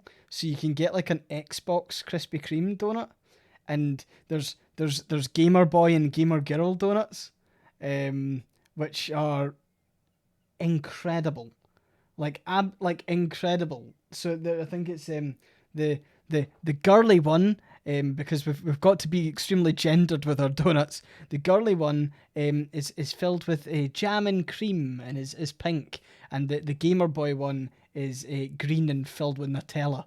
The yeah, it's I'll take a picture for you next time. No problem at all. I will make sure that the gamer donuts Off to buy donuts. are shared in the Discord. Me and my gamer donuts. Um, but you want gamer NB donut representation? I know we need to We need to get petition. on to them about that. Exactly. But yeah, it wasn't until I experienced Krispy Kreme donuts that was like, oh shit, you actually could eat 12 of these in one sitting. I'm also really, really fucking bad for. See, when you have like chocolate or sweets or snacks in the house, I eat them all in one sitting so that they don't exist in the house, so that I don't eat them. It's entirely like it absolutely doesn't fucking work. But like, you know, when you've just got like tons of chocolate and snacks in the house, maybe you've Yes. had like you've got three fucking things of like, you know, chocolate biscuits or whatever, and it's like I will work my way through them just so We're not there for the they're future. not in the house for me to eat. Which is probably way worse for me, because eating a single biscuit like one a day versus eating 12 in one sitting is probably not great for me. But It's also not to bring it back to ADHD again, but binge eating sugar is also the thing that people with undiagnosed ADHD do because they get the dopamine from it. So if you're one of those people that struggles to control eating sugar, that could be a reason for it. You could have a dopamine deficiency. I feel Because like you know what, I'd be better off having a checklist of symptoms that like mean no ADHD. I'd be better off yeah, fucking working through that. I'll just have a whiteboard on my wall, be like, ah, fuck, that's another one. but yeah, if anyone was unaware of that, if you are someone who struggles with you feel like you can't get enough carbohydrates or you can't get enough sugar or you lack control over them, it could be your brain seeking dopamine from the sugar. Because Because I remember telling my ADHD therapist about how, like, oh yeah, before I had this, I used to, like, I would happily eat all these things, but then I developed mast cell disease and I couldn't. And she's going, oh yeah, that's really common with people with ADHD. And I was like, what? every every every fucking AyeSphere episode, and I'm just like, oh, oh, that's a symptom. Fuck. Um, So, is is interesting how that works because it's a dopamine thing, isn't it? mhm, Um, mhm. yeah, that's Yeah, and sugar's a great deliverer of dopamine, but unfortunately, you have to eat a bunch of it to maintain it because otherwise, you crash from the sugar. So then you end up with sort of, you eat the whole packet and then you wonder where it's gone, and then you say, I'm never going to buy it again because I just binge eat them, and then you do it again because that's your brain needs it. I was So, it's funny falling to life saying the conclusion of AyeSphere season one. I gets an ADHD diagnosis. In that case, season one concludes 3 years from now when the fucking NHS waiting list fucking gets a grip. Either that or I get a job and I go private. That's pretty much it. Because I think the last time I inquired, because Jessica was able to get a consultation for free to basically say it is worth you pursuing a private ADHD diagnosis. mhm. And she gave me the details because I was like, okay, I'm going to go and try and do that because I just want it confirmed by someone saying, all right, well, it sounds like you might have it, but you'll need to obviously speak to a doctor and get that kind of formal diagnosis through. And so, of course, when I tried to do it, they were like, yeah, we're going to send you a bill. Here's an invoice for £350. And I was like, I would like to cancel my appointment. I am not quite ready for that. Mhm. But yeah, I mean that was like the first meeting before the second meeting of you might actually have that, and then of course you've got to pay for your medication until you can get a kind of the shared care thing with the NHS. So Mhm. like here you Get can the get racket handled on the NHS. It's really, really badly handled on the NHS. yeah. I mean like Um, the NHS like struggles a lot with physical issues. The like mental health's a completely different beast, you know. Um, it's around £800 for some questionnaires. Yay! On the Great. other hand, you can seek out an ADHD coach for a lot less, and they can give you, because I have my therapist, but she also does coaching, Mm, and the coaching for some people is a lot cheaper because it doesn't involve the medical stuff. It just helps you with life things. So for some yeah. people in the UK, if you cannot get an official diagnosis, you may still be able to benefit from ADHD coaching. Yeah. So that's the thing you can also look into. Yeah. Nah. I mean, it's just Yeah. it's one of those things that like I don't know. I feel like quite like I obviously, and this is kind of back to the thing we were talking about earlier when it comes to like when I have like hyper focused on specific things, like for example, that ancestors video that I still talk about a year on, Yes. like that script was battered out. Like the first draft of that was battered out in a fucking day. Hmm. Took a fair bit longer to make, obviously, but like the first draft of that was like done one sitting, and that was the absolute core of it. And like while it got changed and reworked quite a bit, it took me ages to film that chicken slap actually, Tundra, and it took even longer to get the slam down of the mayonnaise right. Um, yeah, because like coating a piece of raw chicken with mayonnaise was a joke apparently. But like that first draft took like that, and that, like again, it's quite interesting hearing you kind of go through the phases of your creative process, kind of like pre ADHD diagnosis, because it was like there was days that you could churn out 10,000 words, and it was like just like easy, but like I setting assume that I assumed it standard. was what I assumed it was what I could do if I put my mind to it. Yeah. And it's like You you then spend so long trying to activate hyperfocus as if it's like a cool little switch that you can like flick on, or if you do, The if you assumption enter the is that right that's cheat what code. yeah, the assumption is that that's what everyone else is working to as well, and it's not. Mm, The assumption is, well, this is what other people, when they try, they succeed, so this must be what other people are capable of. I'm just being lazy. No, because other people aren't capable of doing 10,000 words a day unless they also have something mentally wrong with them. yeah, It's like, yeah, yeah. like, it's, it, it's not healthy to try and, but we think of it as being, well, this is what happens when I get stuff done, therefore this is what the same standard other people are holding themselves to. They're not. Yeah. They're not at all. And they also get dopamine for completing tasks, which we don't. So we are torturing ourselves trying to do what they're doing whilst they tell us we're not trying hard enough. Fuck off. Like, Yeah. really, just like, it's such a toxic mindset that I wish more people understood that it's, a chronic dopamine deficiency disorder, and what the spirals we go through are not sustainable. We have to Yeah. find a happy medium that doesn't cause us distress. And that's the whole focus of my life going forward. Like, if people want to talk more about creative processes, I will be more than happy to do so. But I felt it was vital at the first hand to say, don't focus on hustle Yeah. because it's damaging. There's a lot You of know? like just be busy work about hustling, Yeah. which is like the kind of opposite of like work smart, not hard. It's like just so long as you're keeping the grind up, get that Sigma grind set on. It, yeah, it's it's very it is like that. Just like utter busy work. Like consume your day with like lots of tasks that make it sound like you've done shitloads when you know. I mean, there's a lot of people that I The thing see. is, It's you like, have. See if people actually wrote down everything they do in the day, and I mean everything, and they considered it to be a task, they would realize they do a monumental amount of stuff. And this is especially true for ADHDers or anyone with any sort of neurodivergence. If you think you are not doing enough, I want you to write down everything you do in that day, from the moment you get up to the moment you go to bed. Brushing your teeth is a task. Making food is a task. Eating food is a task. Sitting down at your desk and opening Word is a task. Writing in Word is a task. And those are all things, but neurotypical people don't think of them as tasks because they're automatic to them. They don't have to put things into gear to go and do it. And the feeling that we don't do enough is just because we don't get dopamine for the tasks. That's it.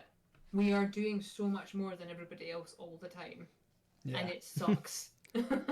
But for some people who don't realize it, like, I want you to realize you are enough. You are doing so much every day, so much so that you don't realize that you are completing tasks.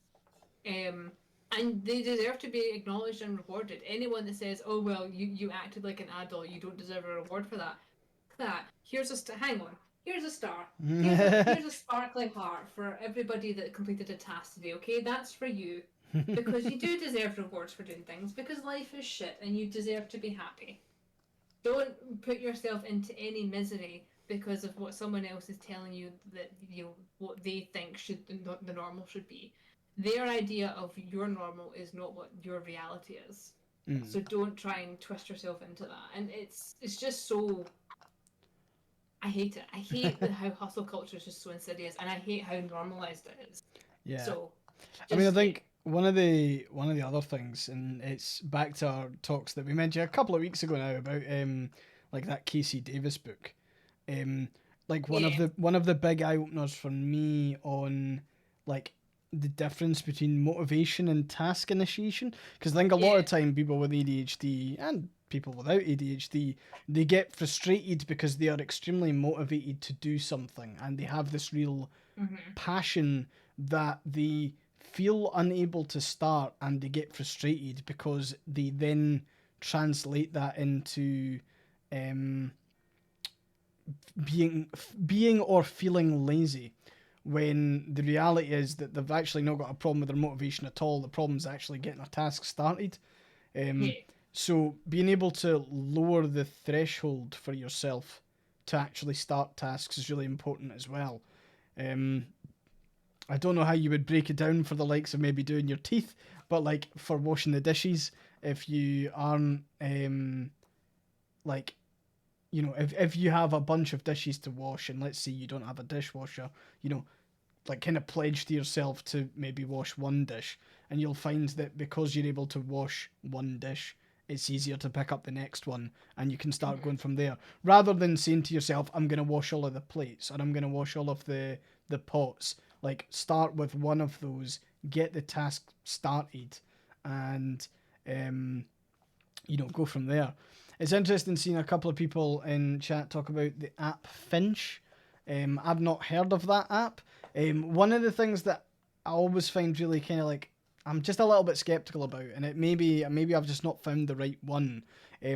But with apps like that are supposed to be quite good, there's one that I always see fucking advertised on Facebook and annoys me because it's always a guy standing with a sign and he's like, "I'm a Silicon Valley CEO and I have ADHD," and it bugs me for some reason to no end. But that's part of their marketing for this app. And one of the things that I absolutely despise doing is creating calendars or creating lists. I hate it. Hate it. Like I absolutely despise it. Yeah. You will not find me doing it. So I think that's one of the problems with me when it comes to there probably are these really useful apps, but like I will not sit and program every task I have to do in a day because my days are too varied and like I'm also quite spontaneous as well, so like I don't like doing that either. Like, you know, I almost think like a time spent making a list is a time spent that I could be doing on the tasks on the If I list. am struggling to prioritize things, I will make a list. Otherwise, it's no good for me having a list because, again, with my health, I don't know how my day is going to start out. I can start out fine, and then an hour into my day, I get hit with a migraine, and the list might as well be confetti at that point. Yeah. So it's, you know, I try to do like I focus on task efficiency, and one of the things the way I do dishes is I boil the kettle to make a cup of tea. Well, the kettle I have here, because I'm in America, takes 3 minutes. How many dishes can I wash in 3 minutes? Well, turns out I can get most of the sink clear.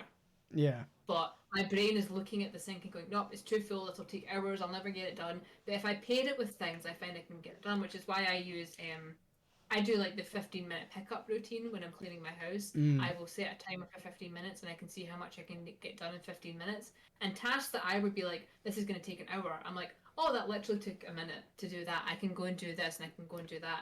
And I will work until the timer goes. And if I still have energy, I'll reset the timer for another 15 minutes. And I just want to show this clock briefly, because this is really good if you struggle with time blindness. But this clock shows you the actual passage of time with colour. Ah, that's nice. And as it goes down, you can see the amount that your time is decreasing. That's clever. I like that. That's and nice. when it goes off, it'll beep. Sorry if that's loud. But I really struggle with time blindness, so I always think to myself like, well, I have no concept of time, so if I need something that I need to be done within an hour, I will set that for an hour and I can glance at it and I can see based on the colour how much time I have left. Because if I look at the numbers, it doesn't mean shit to me. Yeah. It doesn't mean anything to me to look at that. But if I see that and I see the colour, I can go, oh right, there's more white than there is red, I need to hurry up. Yeah. No, that's For whatever that's reason fair. that works. Anything else doesn't work.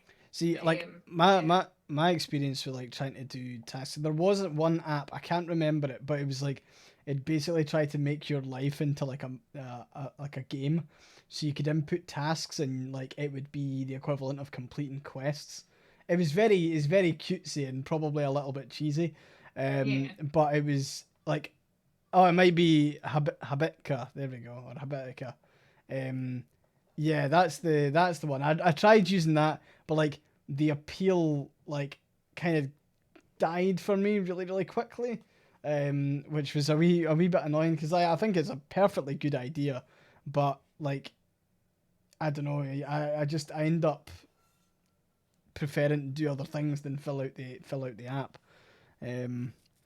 but yeah, I mean I think like obviously that like the task pairing thing works really well, like boiling the kettle and then like doing a task. Another one that I've found, or at least I've trying to get into the habit of doing a bit more often, is closing duties, which I thought is quite a clever one, where it's like you literally spend, or like you have certain tasks to do at the end of a night, and the way you kind of frame it is that it'll make your morning a whole lot easier if you do it. And at work you use Jira and you hate it. Yeah, we all know the Jira pain. I know exactly how you feel. But yeah, the like I find the the closing duties can be quite good. Just like, I like to think of it. I think of myself as a friend, and I think to myself, mm, I'm going to do something nice for future me. Because I always used to worry that made me some sort of more crazy than I already am, and I used to worry that it was thinking of myself as a separate entity was bad, and that I shouldn't do that. But if it's actually better for my mental health, then why not? Because I literally think of myself as future me, and I yeah. think of myself as past me, and I'll go, well, future me will really appreciate me if I do this. I'm going to do this for her, and then I look when it's futures me time, I go, oh, generous. That was really nice. I did a really nice thing for myself. Well done, me. And that has actually made me feel so much better about my mental health. So I remember, and I was telling my mother about that, and she went, "That seems a wee bit bonkers." And I'm going, "Well, do you know what? It's actually made me more sane. It's made me less depressed. It's made me less anxious. So who cares? If that works, that works." Another thing I do will be if I'm really, really stuck, I will literally just pretend I'm a video game character and someone else is controlling me, and for whatever reason, that takes away a lot of the executive dysfunction. I will literally be like, I'm a sim, and there is something in my way. So, what does the person that's controlling me need to do to get me to go around this? Oh, I need to do this. Okay, like it's literally just that kind of, um, I pretend as if it's I'm cosplaying as a functional adult. Basically, that's what it is in my head. That's how it feels. And the thing is, if it gets it done, it's genuine. It's not like it's not weird or crazy. It's just it's what works for you to help you lead your best life. It doesn't even have to be functional. I hate the word functional, but like if it helps you to do things, great, Yeah. fantastic. Um, I feel into life. I strongly utilize a work sona to get work tasks done. That's exactly what it is. It's your work sona is literally like, okay, well, I'm going to be this person now. Therefore, this is removed. It doesn't always work, but if it helps you, it helps you. You know. Um, Works Sona Fall uses Jira like a pro. Nah, that's good. Right, I've just kind of clocked our time, Joy. we're just slightly over. We're slightly over. I think that's probably a good time to wrap up. I feel like we could talk about this forever, We really. could. We could probably do a Um, whole session just on that as well. Like, because there were things that people were asking me that I know I didn't get to touch on, but I needed to talk about the hustle culture thing because mhm. that is the most predominant thing, and I hope it helps some people to feel more productive because I don't think a lot of us get the validation we need. I think a lot of us are just constantly being told we need to keep doing more and more and more, and that's not a good way to start out a creative project. No. Um, so, Sound. but yeah, Alrighty. yeah, Sound okay. Right, that is episode 10 done, pretty much. yeah. And, we've obviously been, we've been at this for now, what is like 10 weeks? But 10 whole weeks. But Yeah. 10 whole weeks with a couple of holidays in between, just with various things. But no, that was really good. And what we're hopefully gonna keep on doing, kind of week on week, is like evolve it a bit forward. I promise we're not gonna do a breakdown of the episode every single time, or like how far we've kind of come. But hopefully, you'll see that we're kind of like chipping Yeah. away and making those wee improvements. But what we're going to do is I'm going to drop you a link to the AyeSphere YouTube channel. So that is where we put all of the kind of VODs on afterwards. We're still kind of on our way to getting the audio up and putting that on kind of RSS feed type stuff. That will have to probably wait until we get the banner and the logo and everything like that sorted. So it will be coming to a Spotify or whatever near you soon. In the Um, future. I would also like to thank my wonderful co-host Joy. You can find Joy's stuff on her PayHip there. You can find links to all the books, both versions of the books, all the short stories, and also the audiobooks as well. If you haven't read Hunger Pangs, you absolutely need to. So I would go and check that out. I also have a link to Joy's Patreon here. So go and Thank support you. Joy. Yep, and as ever, thank you for having me on. It's always a joy to be here, no pun intended. It's ours. What are you talking about? I don't have you on. This is It's your ours. Twitch. This is It's your ours. Twitch No, it's channel. It's your ours. Twitch channel. But yeah, it's always fun being here. I'm always so grateful when people come and listen to us ramble. It's always a fun time. If you're not subscribed to at this point, what are you doing? Like seriously, if you're coming here weekly and you're not subscribed yet, you're missing out on so much good content during the week. We play cat games. You do play cat games. Stray was amazing. That was Holly's favourite thing for like a week straight. She'd just be sitting watching you on the TV. Anyway, yeah, subscribe if you can. Otherwise, a follow is always appreciated as well. You can also join his Discord, which the link should be posted there as well. There's a lot of fun people in the community there. And there is also his Ko-fi if you like what he does enough to support him. And my camera just glitched out. That was fun. Yeah, support He deserves it. He's a good lad. Come on. Try my best. All right, thank you very much for that, folks. We will see you in the next one, next Sunday. In the 11th episode. Yeah, 11th episode. Fuck me. I'm going to have to do something special for our 11th episode. I'll say that every single week. It's every single episode. It's like, I will do something special for the next one. But no, we'll come up with a whole bunch of new topics and we'll go from there. But thanks very much, everyone. You can catch me probably during the week, and I will see you later. Bye-bye. Bye-bye.